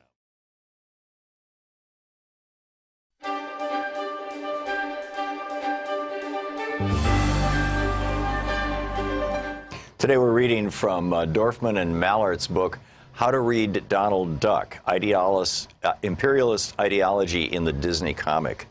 And this is from the preface to the English edition. This book was first published in Spanish. To say that this book was burnt in Chile should not come as a surprise to anyone. Hundreds of books were destroyed and thousands more prohibited and censored. It was written in the middle of 1971, in the middle of the Chilean revolutionary process. Copper had been rescued. The land was being returned to the peasantry. The whole Chilean people were recovering the industries that during the 20th century had been the means of enrichment for Mr. Rockefeller, Grace, Guggenheim, and Morgan. Because this process was intolerable to the United States government and its multinational corporations, it had to be stopped. They organized a plan which at the time was suspected and since has been confirmed by Mr. Kissinger, Ford, and Colby to have been directed and financed by the United States intelligence services. Their objective was to overthrow the constitutional government of Chile. To realize their objective, an invisible blockade was imposed. Credits were denied, spare parts purchased for industrial machinery were not sent, and later the Chilean state bank accounts in the U.S. were blocked, and an embargo preventing the sale of Chilean copper throughout the world was organized. There were, however, 2 items which were not blocked: planes, tanks, ships, and technical assistance for the Chilean armed forces, and magazines, TV serials, advertising, and public opinion polls for the Chilean mass media, which continued for the most part to be in the hands of a small group which was losing its privileges. To maintain them with those of the U.S., their media prepared the climate for the bourgeois insurrection, which finally materialized some years later on the 11th of September, 1973. Each day, with expert U.S. advice, in each newspaper, each weekly, each monthly magazine, each news dispatch, each movie, and each comic book, their arsenal of psychological warfare was fortified. In the words of General Pinochet, the point was, quote, to conquer the minds, end quote, while in the words of Donald Duck in the magazine Dislandia, published in December 1971, coinciding with the first mass rallies of native fascism, the so-called March of the Empty Pots and Pans, the point was to, quote, restore the king. But the people did not want the restoration of the king, nor of the businessman. The popular Chilean cultural offensive, which accompanied the social and economic liberation, took multiple forms: wall paintings, popular papers, TV programs, motion pictures, theater, songs, literature. In all areas of human activity, with differing degrees of intensity, the people expressed their will. Perhaps the most important arm of this offensive was the work of the state publishing house, Quimantu, a word meaning sunshine of knowledge in the language of the Chilean Machupe Indians. In 2.5 years, it published 5 million books, twice the amount that had been published in all of Chile during the previous 70 years. In addition, it transformed the content of some of the magazines it had inherited from before the popular unity government and created new ones. It is in this multifaceted context, with the people on the march to cultural liberation, a process which also meant criticizing the mass cultural merchandise exported so profitably by the U.S. into the Third World, that How to Read Donald Duck was generated. We simply answered a practical need. It was not an academic exercise. For the Mad Dog Warriors on that September 11th, there were no paintings on the walls. There were only enormous stains which dirtied the city in memory. They, using the fascist youth brigades, whitewashed all the signing, many-colored walls of the nation. They broke records, murdered singers, destroyed radios and printing presses, imprisoned and executed journalists, so that nothing would be left to remind anybody of anything about the struggle for national liberation. But it was not enough to clean these cultural stains from the street. The most important task was to eliminate all those who bore the stain inside themselves: the fighters, workers, peasants, employees, students, and patriotic soldiers, to eliminate these creators of a new life, to eliminate this new life which grew, and for all that we created. This book, conceived for the Chilean people and our urgent needs, produced in the midst of our struggle, is now being published far from Chile in the uncle land of Disney, behind the barbed wire network of ITT. Mr. Disney, we are returning your duck, feathers plucked and well roasted. Look inside, you can see the handwriting on the wall, our hands still writing on the wall, Donald, to go home. This is written in 1975. And then this from David Kunzel's introduction.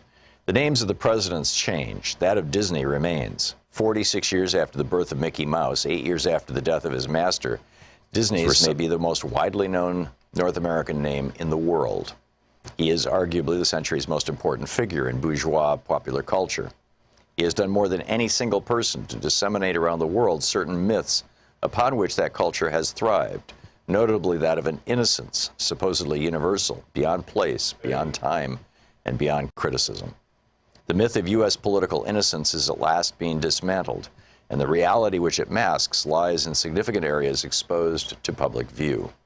But the great American dream of cultural innocence still holds a global imagination in thrall. The first major breach into the Disney of this dream was made by Richard Schickel's The Disney Version, The Lifetimes and Commerce of Walt Disney. The book How to Read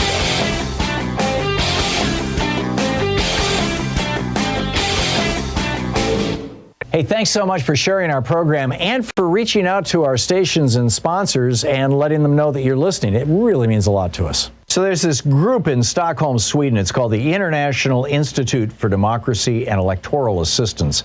They are, world famous. Every year they periodically they release a report called The Global State of Democracy. And they just released their 2021 version of this. And in this, they point out that the world is becoming more authoritarian, I'm quoting from their report, as non-democratic regimes become even more brazen in their repression, and many democratic governments suffer from backsliding by adopting their tactics of restricting free speech and weakening the rule of law. Now, who is backsliding? They go on to say the United States is backsliding. The bastion of global democracy, the United States, fell victim to authoritarian tendencies itself and was knocked down a significant number of steps on the democratic scale. We are a backsliding nation. There's a whole video about this over at thomhartmann.com. Check it out.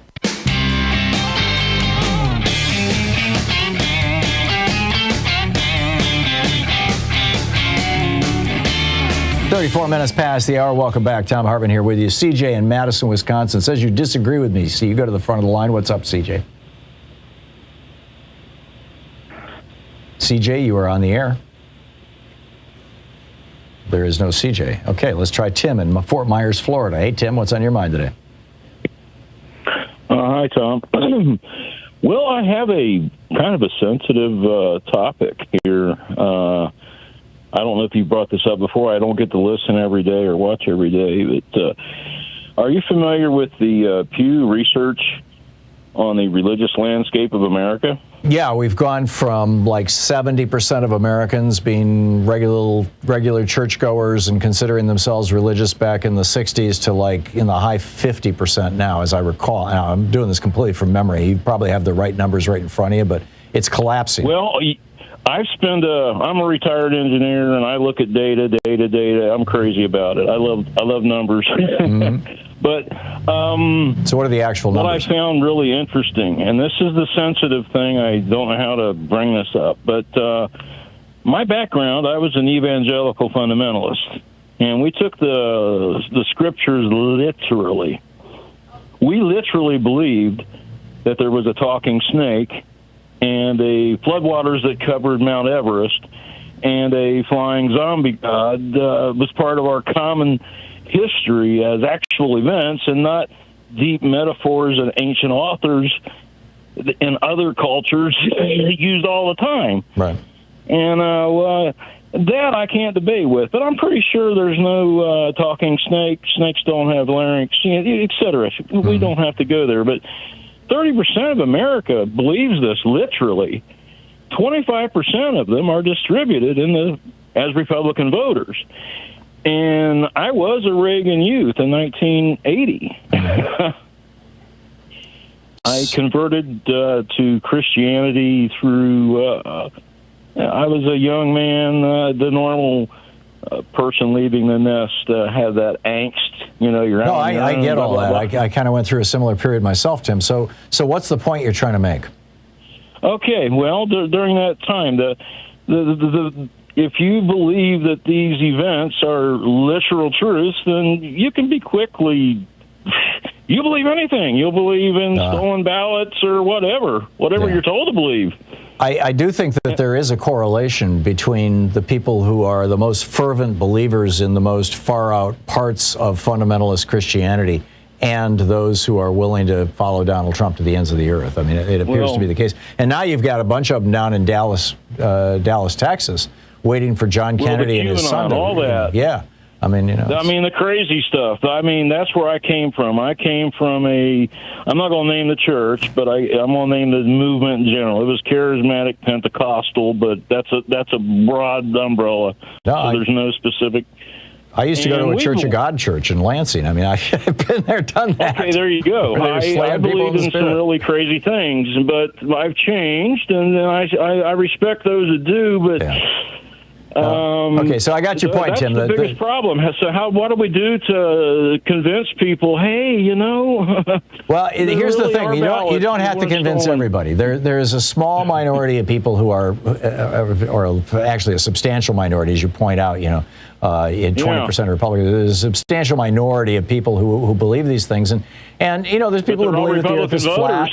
Yeah, exactly. And there's people who believe all kinds of crazy stuff. Our main work, I think, is just simply to reach out to the majority of people who are rational. And clearly, Tim, what you're pointing out is that there is irrationality in that in that world, in that sphere. I agree with you. Like I said, I've been there, I've done that, and I've seen it. But we need to get about dealing with what's real here right now. Bill in Sarasota, Florida. Hey, Bill, what's on your mind today? Oh, hi, Tom. When I hear about all the political craziness that we've been going through of late as it relates to the rise of Trump, the storming of the Capitol, and all the unfair state-level election law changes and gerrymandering that are going on, I can't help but think we must be going through a major demographic change in this country that is at a much faster clip than what our powers to be in white America would like. And I just want to know what you thought of that. Bill, you have put your finger on exactly what's going on. It's probably the most underreported story out there. Prior to 1965, American immigration law, which was put into law in the 1920s, specified that immigrants could not come into this country and get citizenship except in racial proportion to the racial balance of the United States. And so up until 1965, white people in the United States were whatever the percentage is. I think it was in the high 70s, maybe even the low 80s. And so, we allowed immigrants from Norway. We did not allow immigrants from Africa. From Europe, yes. Africa, no, because of that race. Literally, race was built into our immigration laws. In 65, Lyndon Johnson changed that. And they even put into place a lottery for basically third world countries, which is, mostly people of color. And as a consequence of that, and Ronald Reagan legalizing, embracing some 5 million people from Mexico who had been living in the United States for some time. But as a consequence of those two things that both happened in the period from 1965 to the 1980s, the racial composition of America started changing very rapidly. The white people from Europe were not seeing America as the promised land. Their democracies had become fully developed. And so it was mostly brown and black people and Asian people from the rest of the world who were saying, it's not so cool here in, fill in the blank. I think I'll go to America. And so now we've got this situation where, for example, in Texas, the majority of the population of Texas is no longer white. It's not even 50%. The majority of babies born in the United States right now, nationwide, are not white. It's below 50%, which means within the next 10 to 15, 20 years, your electorate is not going to be majority white. And this is exactly what the racists with the tiki torches in Charlottesville, Virginia, when they were marching back a couple of years ago and saying, Jews will not replace us, you will not replace us. This is what they were talking about. This is what Tucker Carlson talks about when he goes on Fox News and talks about the Great Replacement Theory, is that in their minds, this international Jewish conspiracy led by George Soros is working to bring black and brown people, specifically, largely, and some Asians, into the United States, or empower Native Americans, for that matter, in ways that will push out white people in terms of their political power, their economic power, and their cultural power. And there is a fair amount of truth to the demographic change that's happening. The conspiracy theory is complete BS.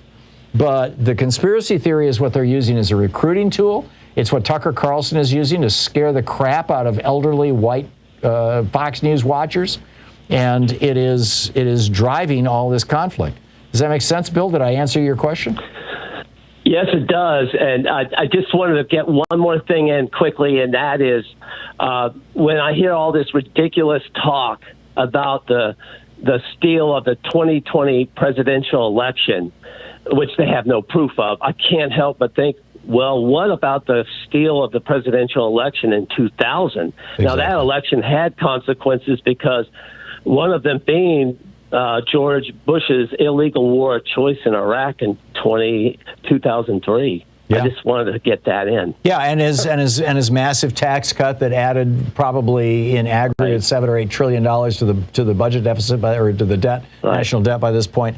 And I would argue that his war in Afghanistan was also, if not illegal, certainly unnecessary. But at the time he declared it, it was illegal. It was 6 months later that the UN met and retroactively said, okay, we're going to make it legal what you did. But Mullah Omar went on television and said, okay, we'll arrest Osama bin Laden. Don't bomb us. We'll arrest him. We won't turn him over to the United States, but we will turn him over to a third party. We'll turn him over to Europe. And because he didn't attack Europe, and George W. Bush said, nope, we'd rather have a war. It's going to help me get reelected in 2004. And it's the rest was history. So yeah, Bill, well said. Well, thanks for taking my call, and I really think that presidential election in 2000 was stolen. Oh, I do too. I absolutely do. And in fact, it's in my book, The Hidden History of the Supreme Court. There's a chapter about it. Bill, thank you very much for the call. We'll be back. Stick around. It's 45 minutes past the hour. Back with more of your calls on the other side of this break. It's the Thom Hartmann Program, the place where despair is not an option. You're listening to Thom Hartmann. Visit thomhartmann.com for audio and video archives. Exposing the con in conservative. About 3 hours a day, 5 days a week, right here. We'll be right back with you.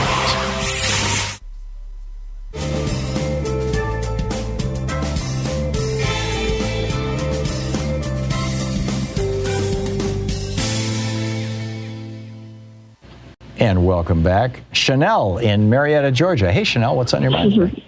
Hi, Tom. It's good to talk to you today. I was listening. Thank you. I was listening to you earlier, and you were talking at one of the top of one of the hours about, I guess, dealing with Manchin and Sinema, and we were talking about pretty much shaming them into doing the right thing based on their historical, their record. Mm-hmm. And I don't think that that's going to work with them per se. I mean, it could possibly be, but I think we're trying to shame politicians into doing things where I don't really think that's going to work. With Manchin and Sinema, they don't necessarily travel around the same with regular people. There's always going to be a buffer with them with regular people. Right. And I just say this because I think what we need to do is look at human nature and see what can persuade them to do what we want them to do. I remember, really short story, I was an admin and we were trying to raise food for the homeless. And so one of the other admins, she was upset because everybody was not contributing enough. And so I looked at that and I said, well, we need to change. We need to use behavior that will benefit us. So I made it a competition between our different groups. And so even though some of the other groups, their managers, I bought a lot of the food, our group actually won because we made it a competition with the other groups. And I'm just saying that sometimes we have to utilize human behavior to get the results that we need. We can't necessarily, we're looking at these people to think that they're like the rest of us who, we would not do the things that they're doing. We would go ahead and say, I see somebody hurting, I want to help them. They're not motivated by that. So we have to work with what motivates people sometimes to get the results that we need. So what do you think it'll work, Chanel, with Manchin and Sinema? I'd say that we need to look at and see. I mean, it seems that maybe for Sinema, it's part of it may be money, but it seems that she likes to have things focused on her. Maybe if we play to her vanity, maybe, or play to her ego, maybe we could get more out of her, because I don't think that shaming her is going to necessarily. I don't know if maybe there's special projects we can attach her to or her name to. Well, this is what LBJ used to do, Chanel, and this is what I've been yelling now for a year that Harry. I keep wanting to call Chuck Schumer Harry Reid. I've got Harry Reid on the brain because he's being buried this week. Chuck Schumer and Joe Manchin or Joe Biden. I have been repeatedly saying they need to do what LBJ would do, which was he would go to these people and he'd say, "What do you want? What do you want that you're not getting? We'll get it for you. You want a bridge in your state and you want it named after you? Done. You want your kid appointed to some council someplace? We can make that happen. Find out what they want and give it to them." But I'm guessing that he's already exhausted those things. Well, I don't think that the same things would work for for Manchin as was for Sinema. So we have to find out what it is for him. I agree. But I think if anybody would know what it is for those two, it should be Chuck Schumer and maybe Joe Biden. And but I don't know. Your point is well taken, Chanel. Thank you very much for the call. We'll be right back. It's 49 minutes past the hour.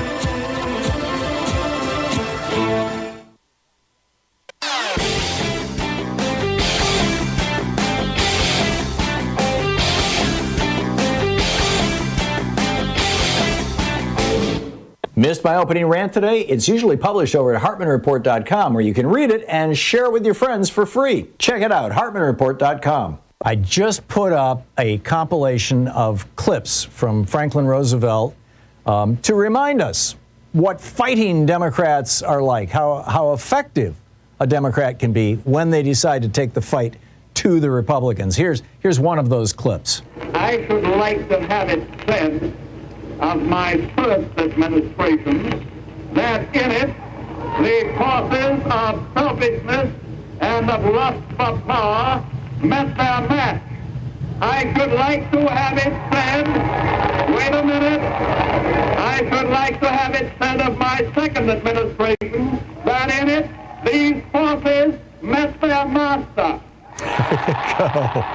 So that and a few other clips over at ThomHartmann.com in our special video clips that we put over there for people who are regular supporters of our program. And we all need to remember the lessons of FDR. Check it out.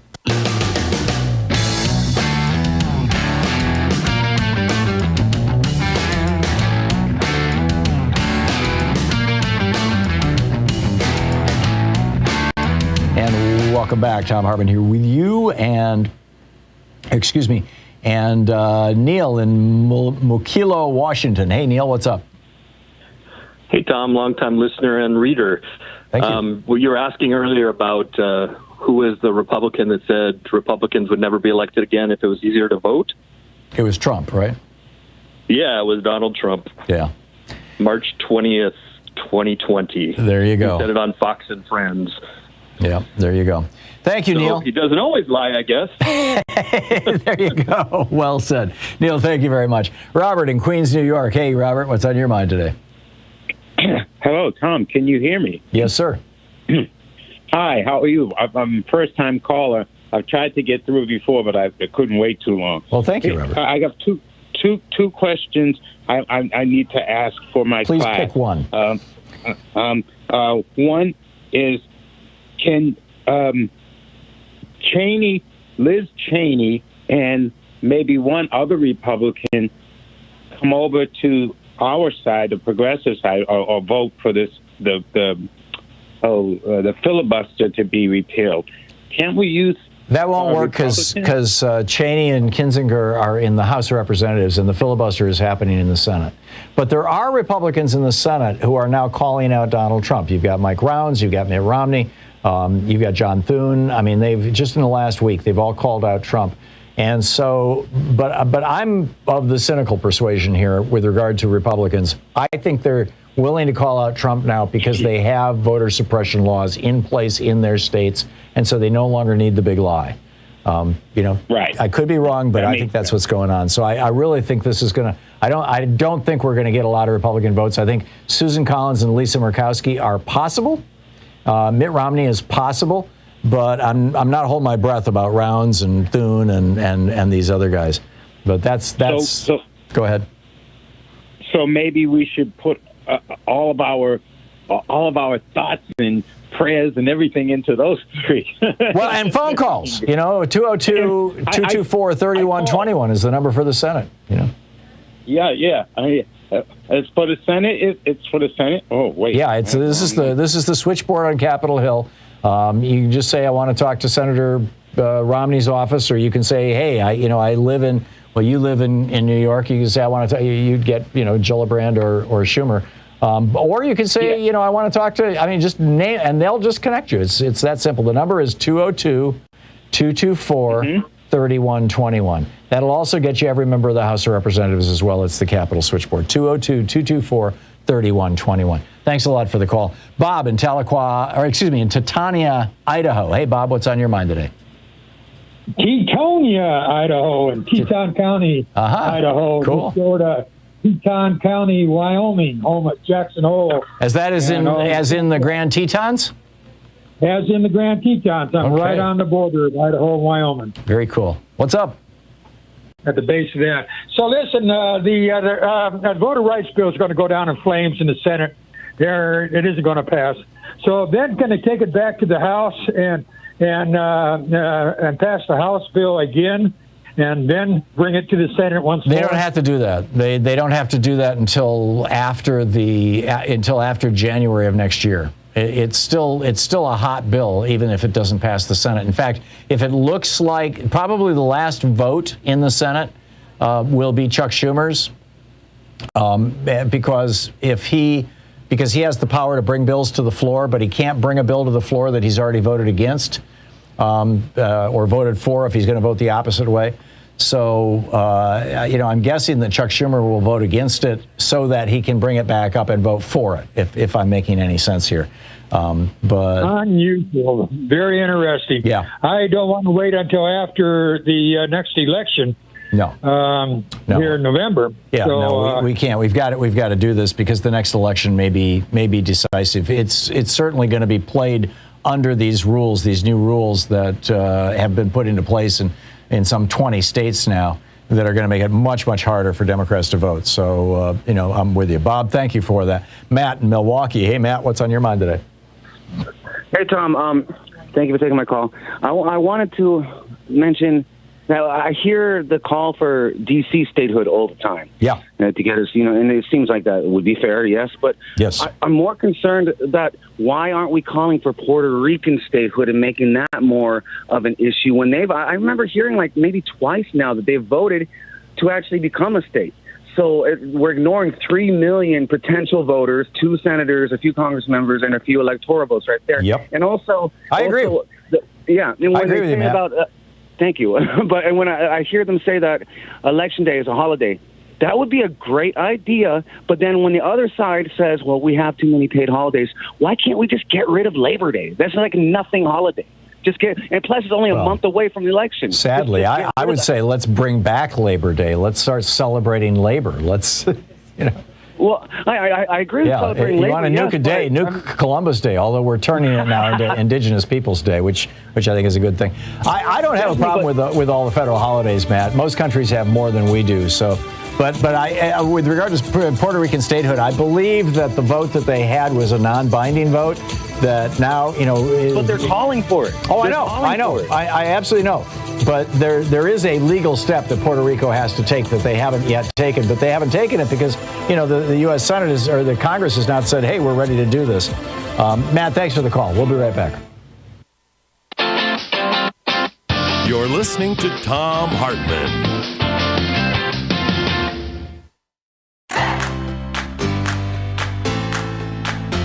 These companies support the Thom Hartmann Program. They are HelloFresh, the #1 meal kit delivery service. More info at HelloFresh.com, code TOM.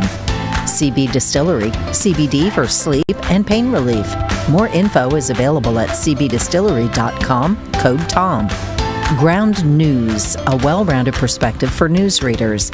More info at ground.news/Tom. Angie, for any project on your to-do list. More info at Angie.com. Dinovite, a whole food supplement for your pet's immune system. More info at Dinovite.com. And ExpressVPN, the VPN that just works. More information at expressvpn.com/Tom.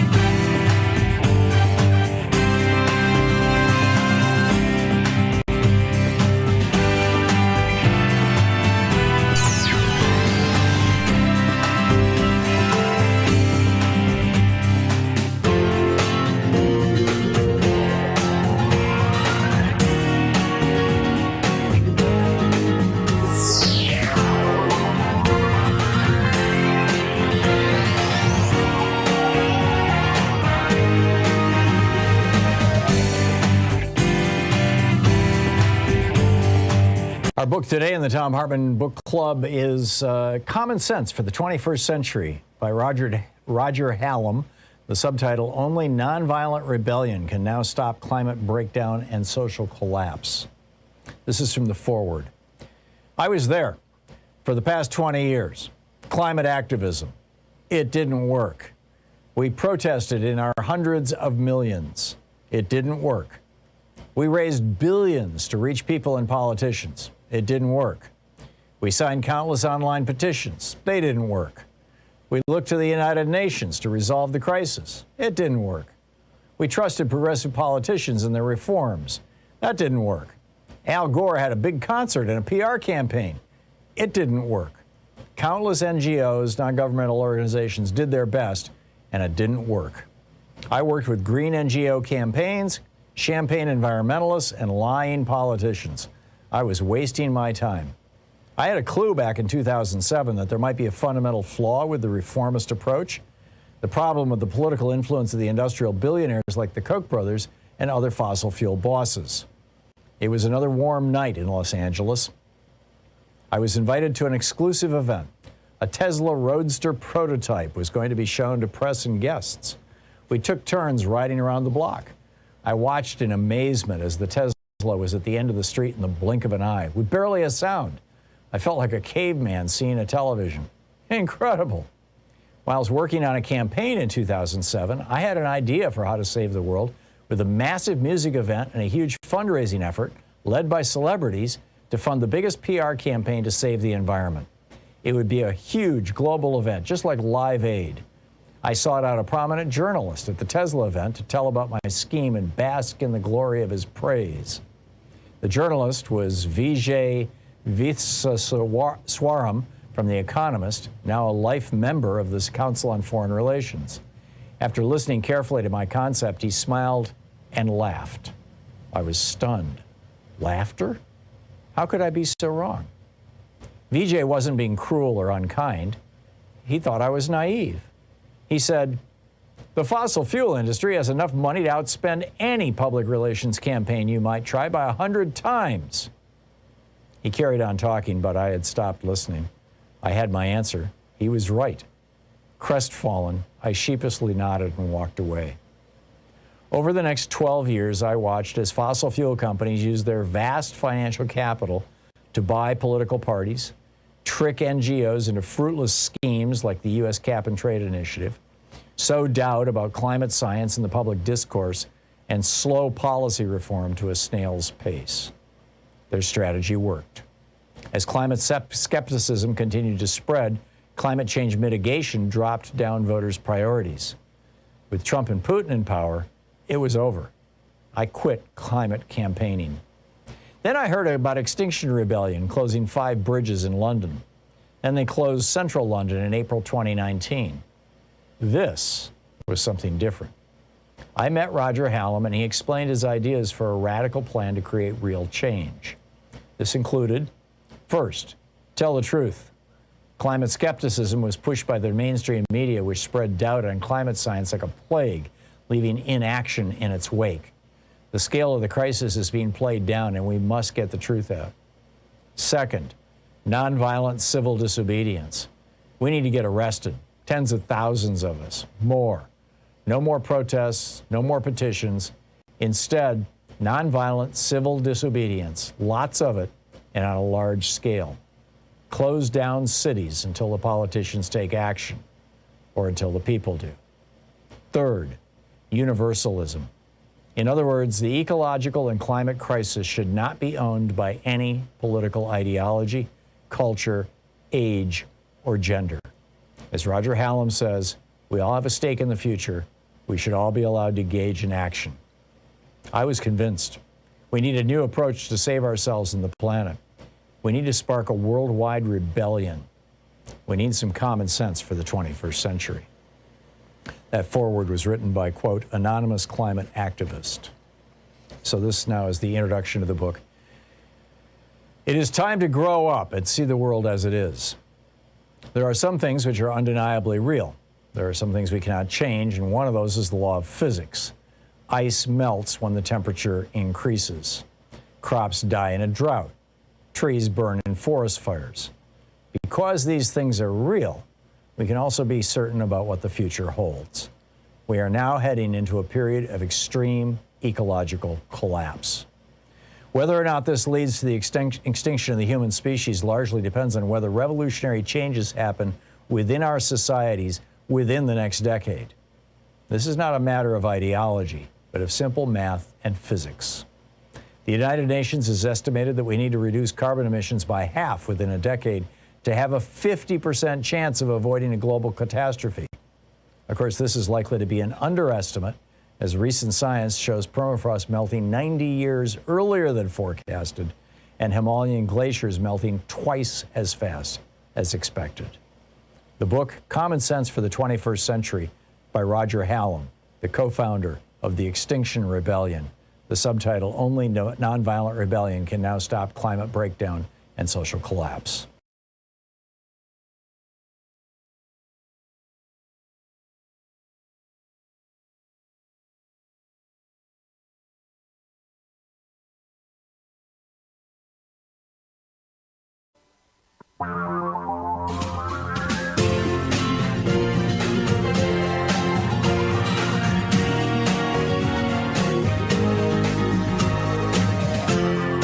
This is the Thom Hartmann Program.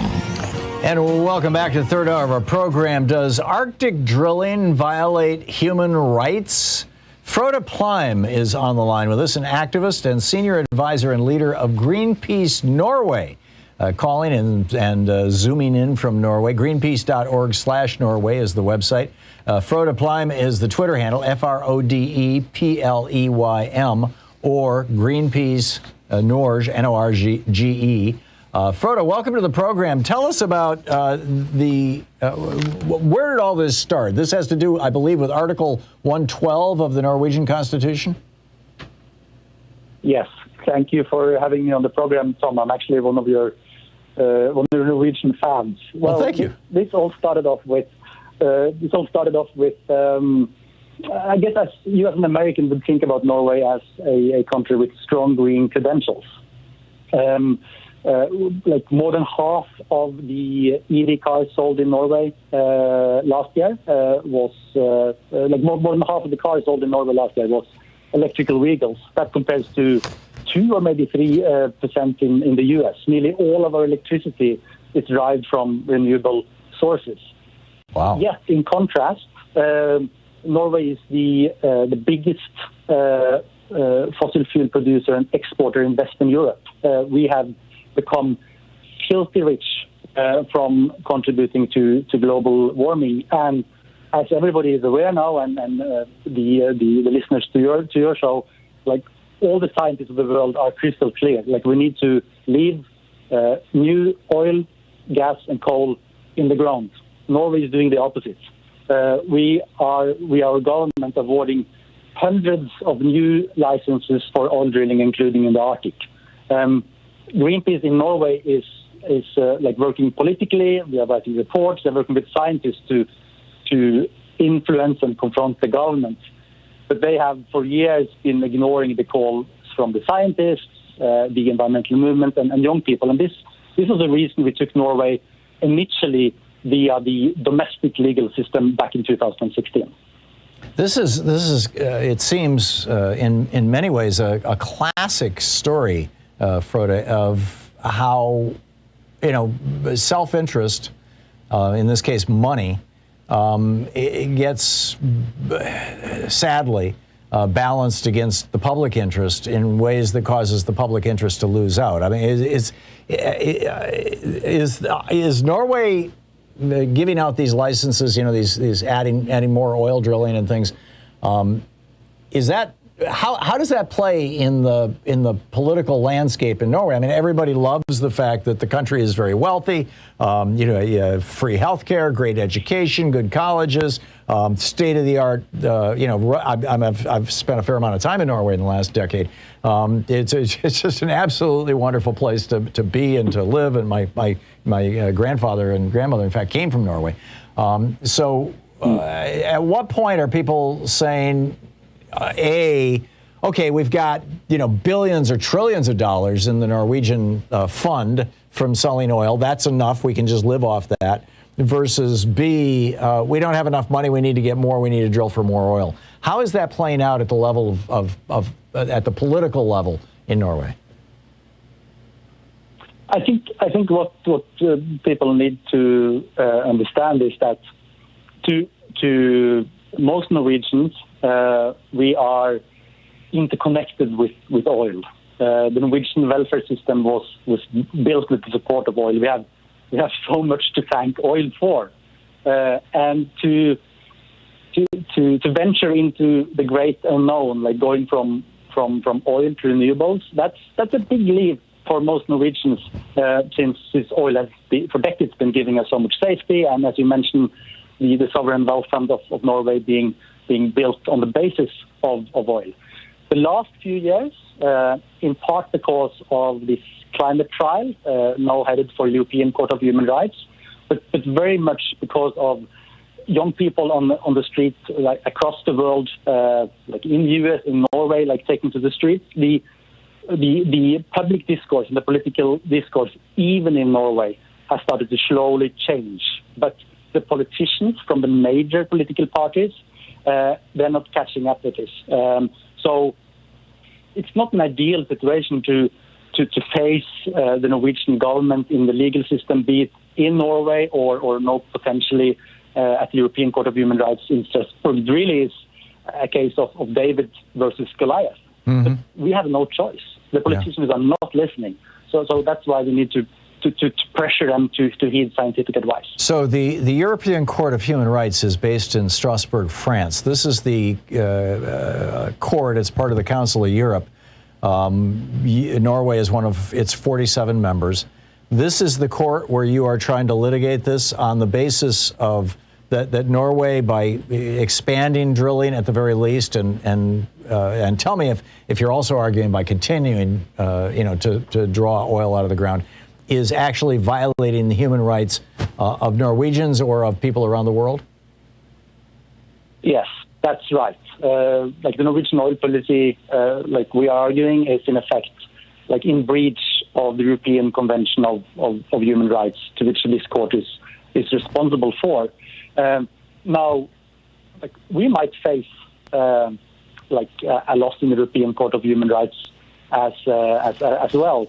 But what has been very important to see in the Norwegian public discourse and the political debate of the past few years, and it has been through the legal system in Norway, is that even though we lost in the district court, in the city court, and 1 year ago in the Supreme Court, the debate that ensued, just like with protesters out in the street, like really is changing the opinion of people, and ultimately that is what will force the politicians to change. So us getting this far, even with the European Court of Human Rights, like is a win. Should we actually win in the European Court of Human Rights, then Norway has no formal obligation to follow the ruling from the European Court of Human Rights. It's not legally binding. But should we win and Norway ignore the ruling from the European Court of Human Rights, I bet you that the countries of the world, like looking at Norway and their green credential in theory but not in practice, will apply much more pressure on Norway. And oil-producing nations and big oil corporations around the world are watching this case. This is the first major international case against an oil-producing nation. This changes the dialogue. I understand the court has given the Norwegian government until April 13th to comment, which is, typically these processes take 6 years, but it looks like they're going to expedite this? It looks like it will go much faster. It might still take a couple of years. We're hoping for even faster, but Tom, what we're faced with in Norway, just like in the US, just like in the global south, is that like this action we are requesting now with the legal system, it should have happened yesterday. And it's not happening because of the power that be it politicians or corporations. And what we need to continue to do is the uprising on the streets. We need to pressure our politicians at big international meetings, and we need to pressure them at home, be it in Washington, D.C., or in Oslo, or in Manila, or wherever, because the politicians will not act without. Yeah, no, it's always the case. You know, politicians, whether they're Norwegian, American, or whatever, very rarely lead movements. They jump in front of movements that are already going and hoist a flag and say, "This is my movement," but they very rarely start them. Last question, Frode. We're talking with Frode Pleim, who is the senior advisor and leader of Greenpeace Norway, greenpeace.org/Norway. Did I hear you correctly say that 100% of the energy or the electricity now used in Norway is generated by sustainable sources, renewable sources? Yeah, like close to 100%, and like over half of the electrical cars. And I think like what this shows is that change is possible. What the U.S. and Norway and the major like fossil using and producing nations of the world need to realize is that they also need to grab the elephant in the room, which is us, the rich countries, being responsible for climate change, predominantly affecting the global south, and be the advocate for change and be the change that the world so desperately needs. And be the example of change. So how did you all do this? How did Norway become 100% sustainable electrically? And I realize your cars are only about 50% there, but how did, is it, I mean, this time of year, you guys have only a few hours a day of sunlight, or at least in the northern parts of the country. Is it solar? Is it wind? Is it geothermal? I mean, what's the combination that, are you using nuclear? Do you consider that green? I know there's a huge debate around that. I'm inclined not to think of it as green, but, how has Norway done this? Yeah, well, nuclear to us is not green. Like the major energy source is actually hydroelectric like plants. All they the are fjords. Not always green, but they were built like decades ago. But the major change due to political action has been on increasing the proportion of electrical like vehicles, and this really shows that when people apply the pressure and the politicians follow suit. It doesn't have to be in the past. You don't have to have a fossil fuel powered like fleet of vehicles. They could be electricals, and the same goes for the U.S., Norway, other countries currently being responsible and dependent on fossil fuels. It does not have to be. Well, like is it not going to be illegal in Norway after 2024 to sell a car that's powered by fossil fuels? Exactly, and that might seem like a far stretch, like impossible at the moment when it comes to the U.S. But the Norwegian example that had also close to 100% of fossil fuel cars really shows that change is possible. In 2 years, in just 2 years. I mean, you guys are way ahead of everybody. And Greenpeace Norway has played a huge role in this. And you guys you're doing God's work. I mean, it's extraordinary and wonderful what you're doing. Frode Pleim, the activist senior advisor, the leader of Greenpeace Norway, greenpeace.org/Norway, FRODEPLEYM on Twitter. Frode, thank you so much for dropping by. It's great talking with you. Thank you. Thank you for having me. Oh, it's an honor. And a pleasure. We'll be right back with more of the news of the day and your calls in just a moment. It's 18 minutes past the hour. This is the Thom Hartmann Program. Stick around. We'll be right back.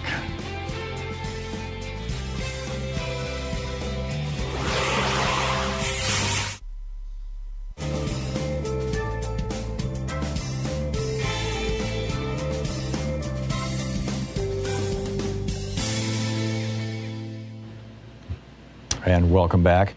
Let's see, picking up your phone calls here. CJ in Madison, Wisconsin. Let's try it again, CJ. What's up? CJ? Okay, that is not working. Zeke in Portland, Oregon. Hey, Zeke, what's on your mind today? Tom, I just have to point out that per Mr. Senator Rounds and Senator Romney, what they're saying about, well, maybe the election was free and fair, you're totally missing it, sir. Okay. What's going on here? These guys, they may not be very nice people. I don't think they are, but they're smart people, and they understand that the Trump cult has taken over their party. And these people are about to nominate extreme wackos in the primary situation upcoming in the next cycle. These people are not going to be well perceived by high-dollar Republicans, educated Republicans, and high-dollar educated independents in the suburbs. They are not going to do well. You are seeing what's going on here is a classic case of what fascists do. They overreach, and that is really good news for us. But, I understand the premise you laid out, and you did it very well. You gave us the Wyrick thing. You gave us the anecdote about Rehnquist. Voter suppression is in the DNA of the fascist Republican Party, but you never closed the circle on that. You never explained to me, given that voter suppression is in their DNA, how does that relate to what Rounds and Romney are doing? Oh, I'm saying, I thought I was explicit. They are now feeling safe to trash Trump because they got what they needed out of him. They got the voter suppression. You got 400 pieces of voter suppression legislation, almost 40 of which have been put into effect in 20 states. That's what they wanted. They wanted to cement their power. They wanted to bring Jim Crow 2.0 into being, and it's here.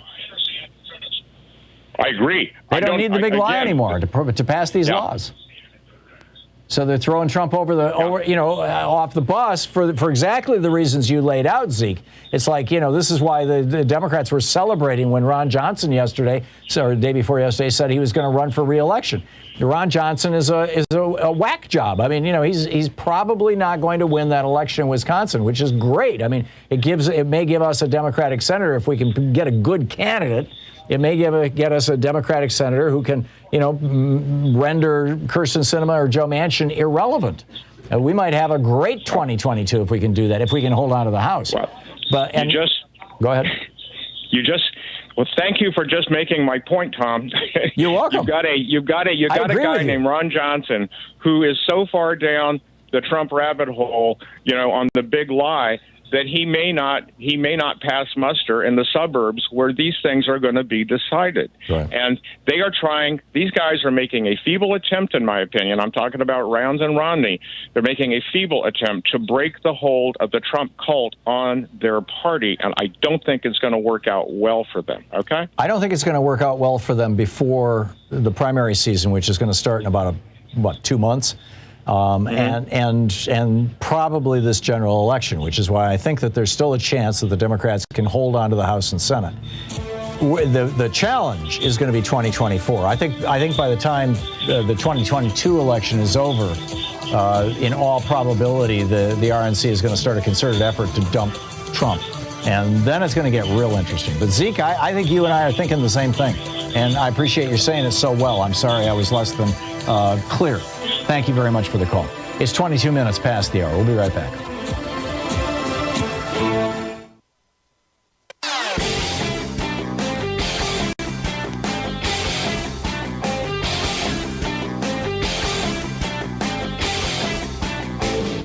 Our 1-hour free podcast recaps our show, and it's available wherever fine podcasts are found. And we have the full 3-hour podcast available over at thomhartmann.com if you want to really support our program. Back in 2019, a consortium of 37 nutritionists, psychologists, and other experts from 16 countries put together a study group and then issued a report. This is called the Eat Lancet Commission on Food, Planet, and Health, Lancet being the British medical journal. And what they found was that if we changed our diets worldwide, we could easily, or it would more easily, help us hit the planetary goal of raising the temperature of the planet by only 1.5 degrees, because meat production is such a large contributor to our greenhouse gases.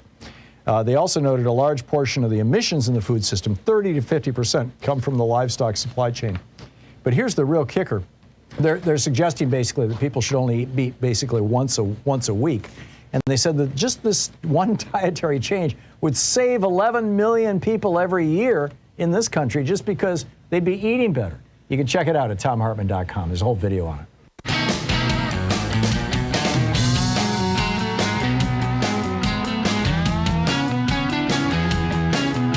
Welcome back. 24 minutes past the hour, and picking up your phone calls here. Charles in Santa Fe, New Mexico. Hey, Charles, what's up? Hey, how you doing? Good. I have a theory, and this is my theory. I'm just using strictly numbers, okay? Mm-hmm. With regards to what's going to be happening here in the next, maybe 4 months, I think a lot of things are going to be happening with the televising prime time of the 1-6 committee, and then also I'm looking at the numbers. I'm seeing maybe 30%, a hardcore 30% for Trump. Other than that, he's got nothing, and the GOP realize that. And if they're going to latch they're going to lasso this thing around and hope that he's going to take him into the 2022 elections. I think they're just dreaming. I just think they're with him until they're not, and I think we're at that point. It's an extraordinary and interesting dynamic, Charles, and these guys have to be, very carefully threading that needle. You got like Rounds and even Mitch McConnell. Came out and said, yeah, Trump lost the election. He's a loser, and Trump is going ballistic over this stuff. I think that the party, the conventional wisdom is that the base is so in love with Donald Trump that Republican politicians are catering to the base in order to get, quack, quack, quack. That's the main story. I don't think that's what's going on. I think what's going on is that the Republican Party has been cynically using Donald Trump's big lie about the elections to pass laws to make it easier for Republicans to hold power in the future, to give them the ability to decide the outcome of elections, regardless of what the voters say, to give them the ability to throw voters off the voting rolls with no consequence whatsoever, particularly in heavily Democratic areas, which they've been doing for some time anyway, but they've added, additional power to that. And of course, to make it harder for people to vote who live in minority communities, to take over the voting systems, all this stuff. This all came out of Trump's big lie. So they got an incredible benefit out of Trump's, pathetic efforts to hang on to power and to claim the righteousness of his power. And now that it's starting to fall apart, and particularly I think your point of January 6th hearings in the House, when these hearings start happening, I think you're going to see more and more Republicans. So far, it's just been Republican senators who are absolutely safe politically. But I think pretty soon you're going to start seeing more and more of them walking away. Charles, thanks for the call. I may be wrong, and if you think that there's some other strategy at play here, I'd love to hear it. But I think this is what's going on. I don't think they're running scared. I think they've got what they want. You're listening to the Thom Hartmann Program. Call 202-808-9925. And it is all about voter suppression for these guys. We'll be back with your calls right after this. It's 27 minutes past the hour.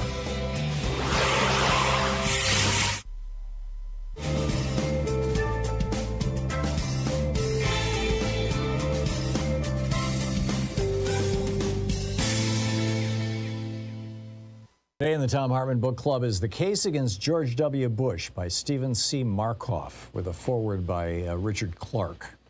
This is from the foreword. For some Americans, George W. Bush looks good by comparison to the incumbent, Donald Trump. In his post-presidency, Bush has devoted himself to worthy causes and acted in a bipartisan manner. The 43rd president should, however, be judged not by comparison to America's worst president, nor by what Bush may have done after leaving office. He should be evaluated for his actions in office, his nonfeasance, misfeasance, and malfeasance. This volume from Stephen Markoff provides the evidence for such an evaluation. You can judge for yourself. For me, there is little doubt. I, unfortunately, witnessed Bush and his administration make many of their most cataclysmic decisions. I was in the room when some of them occurred. When in December 2000, the Supreme Court of the United States decided on a 5-4 vote that George W. Bush would become the 43rd president, I was the Special Assistant to the President for National Security and National Coordinator for Security and Counterterrorism for President William J. Clinton.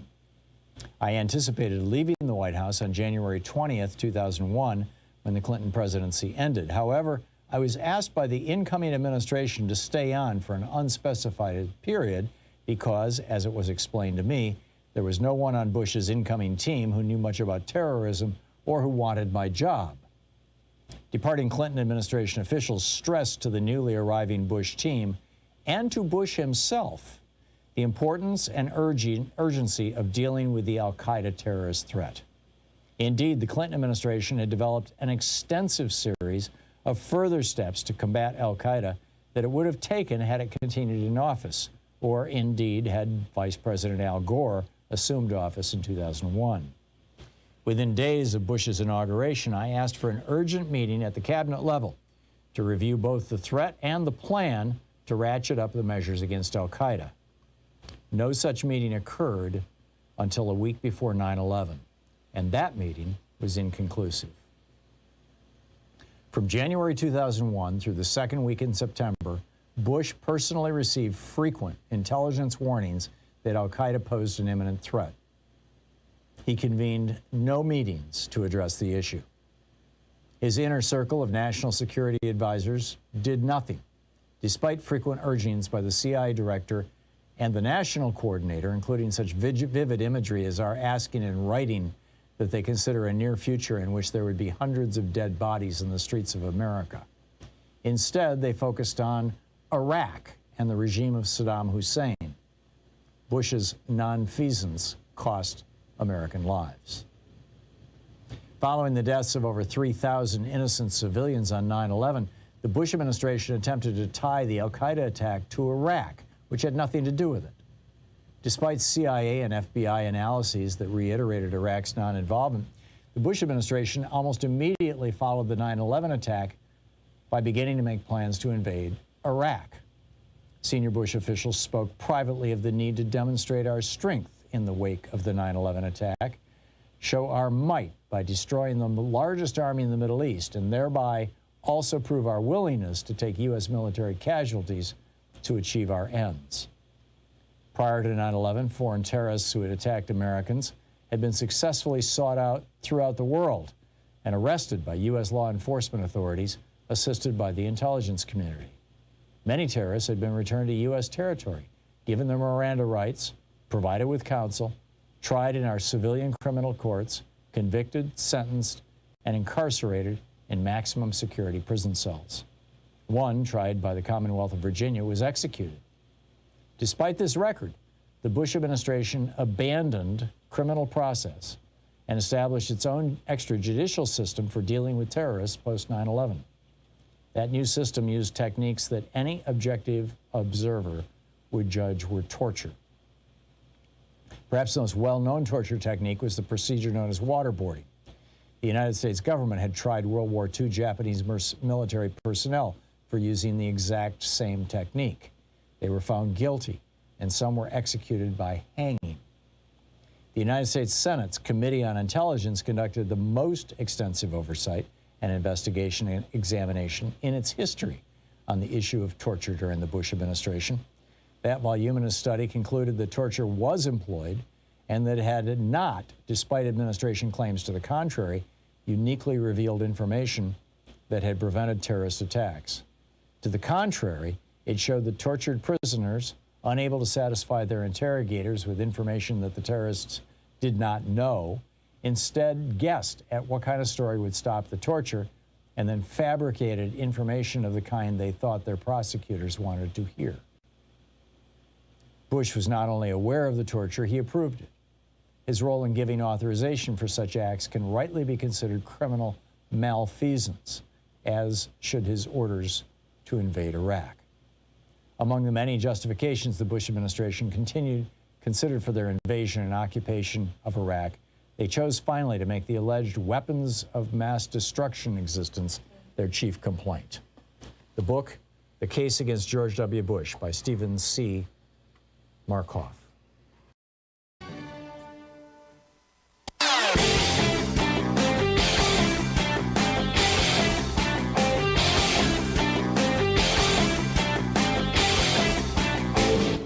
Share the Thom Hartmann Program with your friends. We're available on SiriusXM, Free Speech TV, Pacifica, commercial stations nationwide, YouTube, Twitter, Facebook, on the Thom Hartmann app, and you can even tell your smart speaker to listen to the Thom Hartmann Program.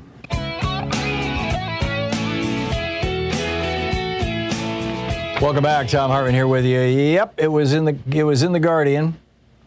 And it was Donald Trump on Fox and Friends back in 2020. He said the things they had in there were crazy. They had things level of voting that if you'd ever agreed to it, you'd never have a Republican elected in this country again. They had things in there about election days. They had things in there that were just totally crazy. That had nothing to do with workers that lost their jobs and companies that we have to save. Right. If you ever agreed to it, you'd never have a Republican elected in this country again. Donald Trump on Fox and Friends. Surprise, surprise. Brett in Seattle. Hey, Brett, what's on your mind today? Oh, hello, Tom. I have an idea, suggestion for what to call the January 6th insurrectionists. Mm-hmm. Now, the cons are always accusing us on the left of being uncompromising. They want to call the January 6th insurrectionists tourists, while we on the left want to call them domestic terrorists. So my suggestion is that we combine the two and call them tourists. Tourists. Domestic tourists. Yeah, I think we should just stick with terrorist. I mean, a terrorist is a person who uses violence to try to achieve a political end. It's just like, right out of the dictionary. And it's just a way of using humor to rub their noses in it. Yeah, I get it. That's a good one, Brett. Thanks a lot for the call. Leonard in Albany, New York. Hey, Leonard, what's on your mind today? How you doing, Tom? I'm well. What's up? I just want to say that the country won't go back to the same until Donald Trump and a bunch of Republicans who have followed him go to jail. I think you may be right. I mean, I think it's going to take.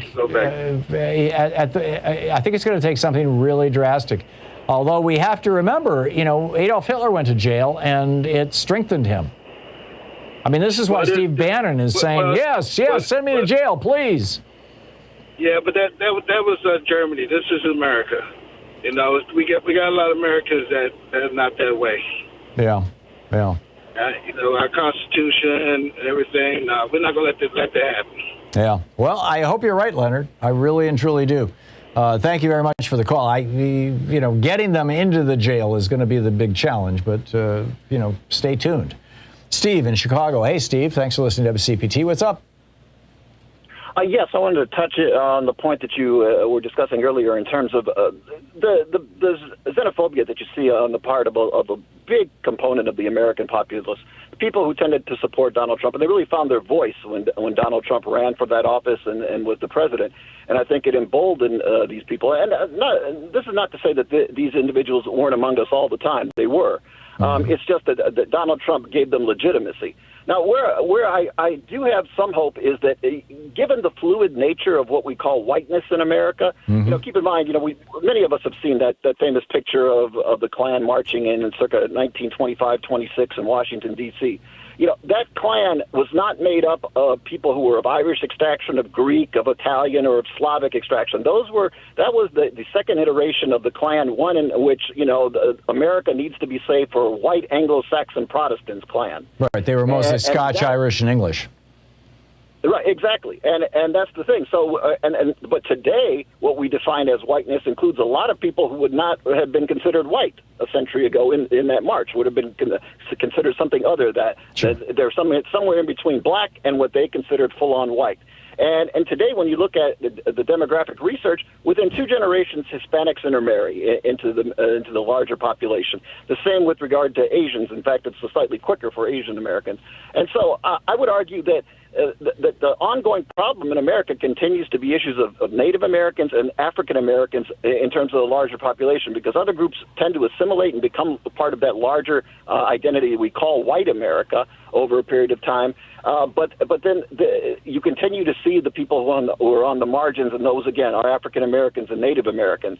And I think that perhaps can offset some of our fears, and that perhaps you'll see much more in terms of what we call a sort of unified identity moving forward. But at the same time, again, the challenge has always been the lack of Americans' willingness to accept African Americans and Native Americans into that equation. And I think that continues to be a problem. Those being the 2 groups that white Americans specifically committed massive genocidal, horrific crimes against.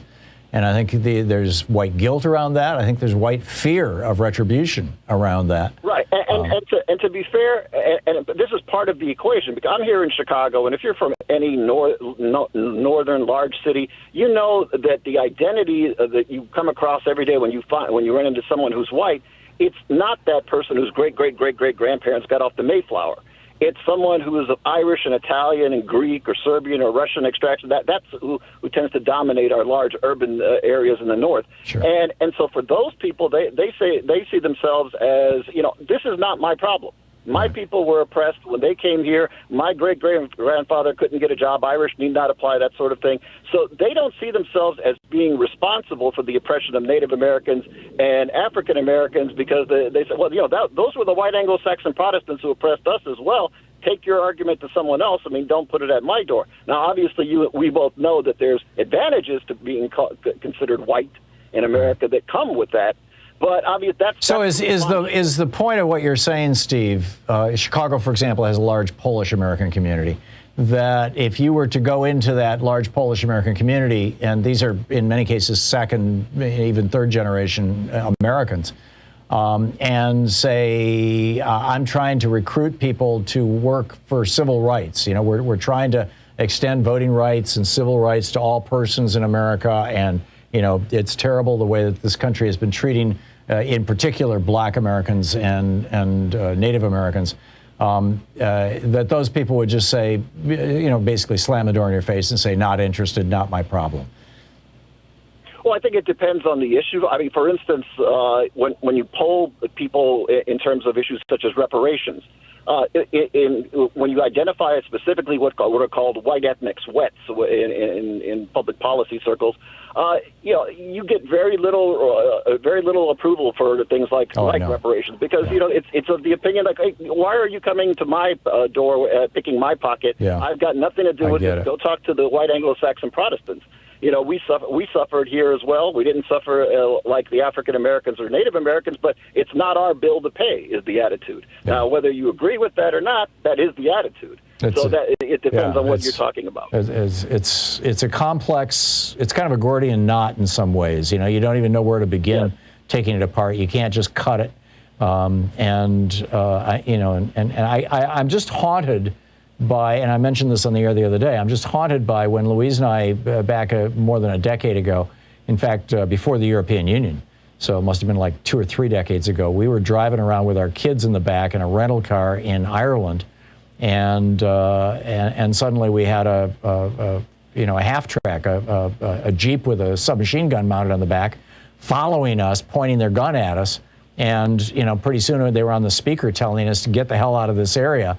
And it was Northern Ireland, it was like we had wandered into a part of town that we were not supposed to be in, and this was during the Troubles, and it just and these people all look the same, they all speak the same, they all the only difference between them is religion and a loyalty to England versus loyalty to Ireland. Oh, absolutely. And the notion of race in Europe means something entirely different than what it means in America, where someone's phenotype, you look white, you look Hispanic. Right. Asian, no, exactly. No, we invented race. whiteness in this country in 1630, in the 1630s in Virginia. Right, it was literally putting a law at that time. Europe.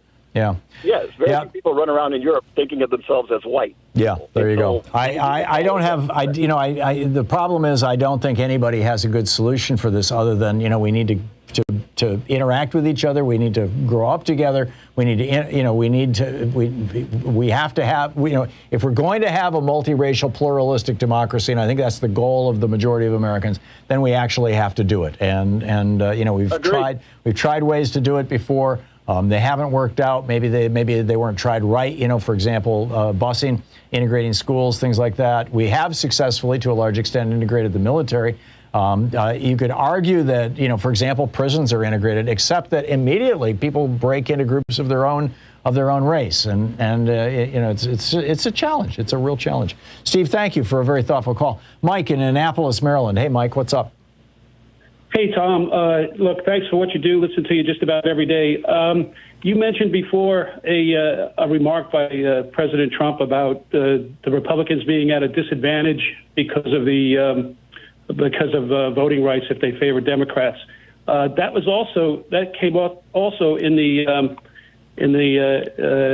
at the Supreme Court. Michael Carbon was Trump's lawyer, and the quote that I have here from Mother Jones was, "Because it puts us at a disadvantage relative to Democrats. Politics is a zero-sum game." Right. He was arguing that it wasn't race that they were doing when they were gerrymandering or voter suppression. I don't recall which it was. That it was politics, and politics is acceptable. Am I remembering that correctly?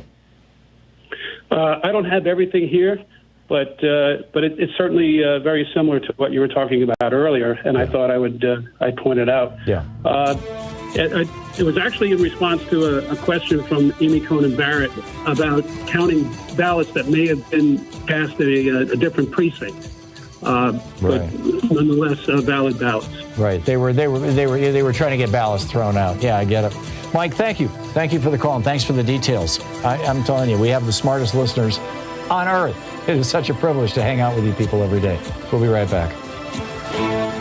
You're listening to Thom Hartmann. Visit thomhartmann.com for audio and video archives. Back with your calls right on the other side of this break.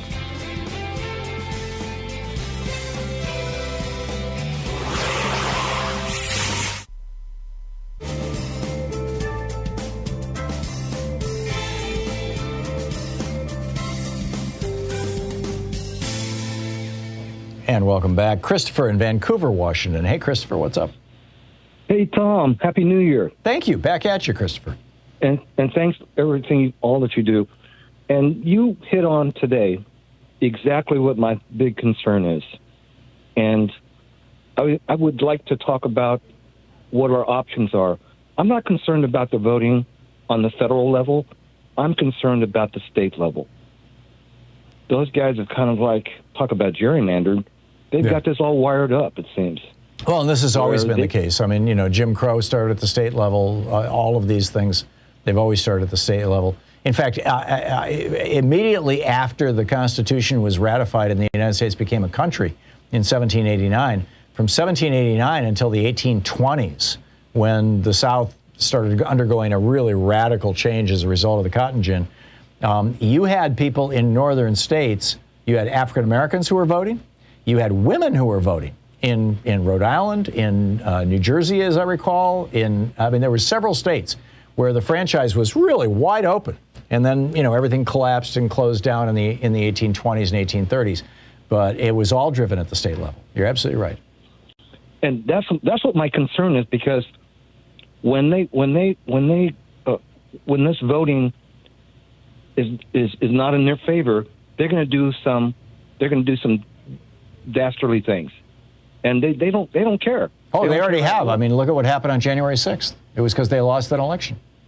Exactly. So I guess my concern is, and looking forward to your opinion, and is, can if they throw out ballots without evidence and give the election to a Republican, can the DOJ step in?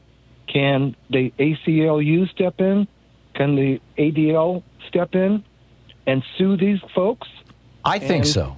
I mean, the Constitution says that the states, the federal government shall ensure the states a Republican form of government. And Republican form of government, I believe, has been interpreted over the years to mean the right of people to vote for their elected representatives. So I think that's the basis of a lawsuit. But I'm just one guy. What I feel. But we're asking Merrick Garland to step up again, but he's got to do this because they'll appeal it to the Supreme Court. Yeah. So this is another reason for us to expand the Supreme Court, because the way it is now, they'll just go with the states and these Republican guys. So that's my concern, and I think people have to be aware that these folks in these states are going to do what they're going to do. Now, there's no concern in Washington State. We have a Democratic governor and a House and a Senate. And mail-in voting. And we vote 100% mail-in voting. And exactly. And I was going to say that, too. Mail-in voting. So I'm not too concerned about this state, but I'm concerned about the other ones and what these people can do is just going to, this is how democracy dies, and this is my concern. So I think that your listeners are savvy on this, but all these other groups have got to step up. Yeah. We have to sue these states. We have to sue them and ask them, where is the evidence that these ballots have to be thrown out? Yeah, we need to get Ben Jealous back on. He's one of the guys who are really leading this effort with People for the American Way, and he's doing such great work. Christopher, thank you. Thanks for the call. Thanks for watching us on YouTube. We'll be right back. It's roughly 10 minutes before the hour. Back with more of your calls in just a moment.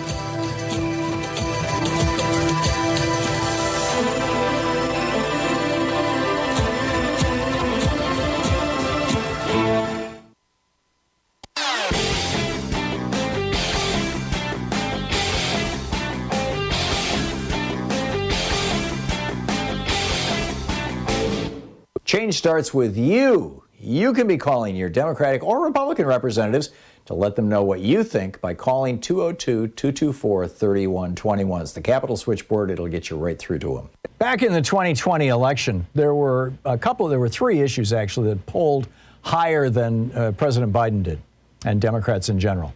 And one of those issues was the legalization of marijuana nationwide, not just the decriminalization, but the legalization. Doing away with marijuana on the schedule of narcotics, making it so that marijuana pharmacies and dispensaries could bank with a normal bank, all that kind of thing. This was so popular that a Republican now is getting ahead of this. Democrats, we are falling behind, right? This was more popular than Joe Biden.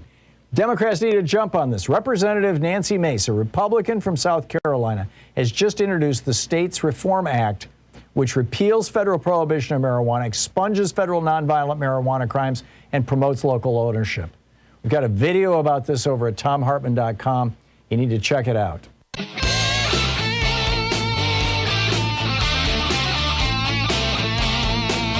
And welcome back. Thom Hartmann here with you. Lawrence in St. Paul, Minnesota. Hey, Lawrence, thanks for listening to KTNF. What's up? Hey, this vaccination. We have kind of a president that doesn't really force the issue. We have 17% of people that are still unvaccinated, and we have a cost of $1 billion a year and $1.6 million a day to fund these unvaccinated people. So what I think we should do is this. If you're vaccinated, then you should be able to take a tax deduction equivalent to that 17% to balance out those people that are unvaccinated. And I'll tell you why. Because you need that tax deduction to pay for their incredulous demeanor, such as when they go to the hospital, you can't go to the hospital and get your appointment. It took me 3 months to get an appointment. At that particular juncture, my disease or whatever I would have had it been serious, could have progressed in that amount of time because I'm waiting for a bed or waiting for an exam from a doctor because they're too overwhelmed with COVID. Agreed. See, and so we should be able to deduct that from our taxes. And that's the way to do it.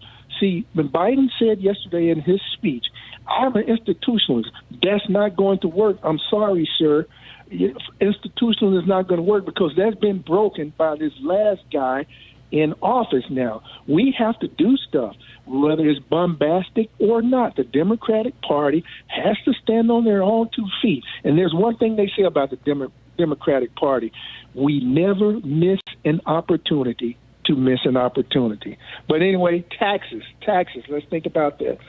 Comments, please, Tom. What do you think? Yeah, well, Lawrence, I think you're right that there needs to be some consequence to not being vaccinated.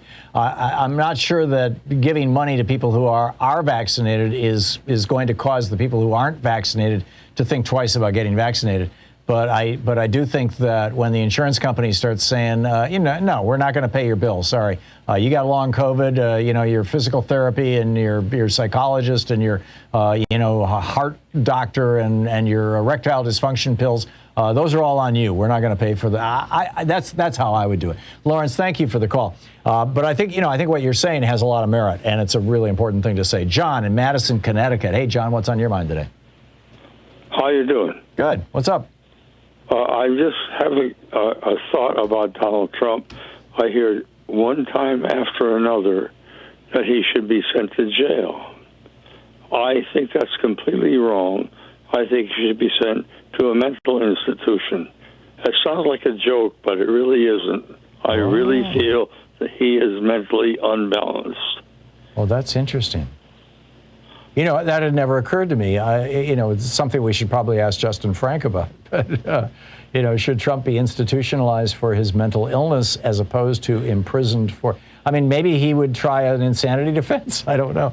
But John... Well, either way, but obviously the man is disturbed. Yeah, I'm with you. John, thank you. Thank you for the call, and thanks for... And by the way, I'm not in Madison. Oh, you're not? No, I'm nearby in a little town called Killingworth. Okay, I'll fix that. Thank you very much, John. Great to hear from you. Angela in Ohio. Hey, Angela, what's up? Yeah, Tom, let me correct you. I am in Stagecoach, Nevada. Okay. I'm calling today because I just started a new job on Monday. Mm-hmm. I've been 6 months on unemployment. I've had 17 job interviews to get the job.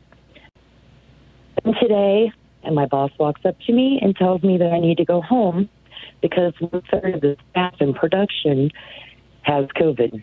They have shut the factory down. Yeah. All those people, none of them have vaccines. I'm sitting here, I'm vaccine boosted, and I am with the guy that there should be some coming to me. I started this job. I'm no longer able to file for unemployment because I have employment. Right. So I've cut my own throat because I'm no longer unemployed. I have this job that sent me home. Right, and the country is in a crisis because we've got all these unvaccinated people. Right. There's no pay at all. I get no benefits. I'm floating in the abyss, having to worry about everything in my life. That's I'm really distraught. And I think that people, if they knew that there were available jobs, that people could get jobs. Yeah. Angela, I'm sorry, I have to run here, but I completely agree with you, and I'm so sorry to hear about your situation. Thanks so much for being with us today. We'll be back tomorrow, same time, same place. In the meantime, don't forget, democracy is not a spectator sport. It requires you. Seriously, think about what you could do to help save democracy. Is it a phone call? Is it talking to friends? Is it posting something on social media? Is it joining one of the great groups out there? What can you do? There is something. Tag you're it. We'll see you tomorrow. Have a great afternoon. Be good to yourself and the people around you.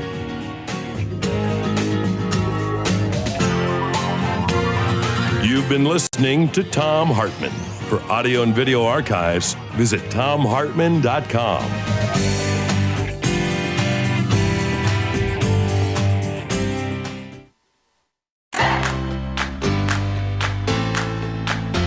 These companies support the Thom Hartmann Program. They are HelloFresh, the #1 meal kit delivery service. More info at HelloFresh.com, code TOM.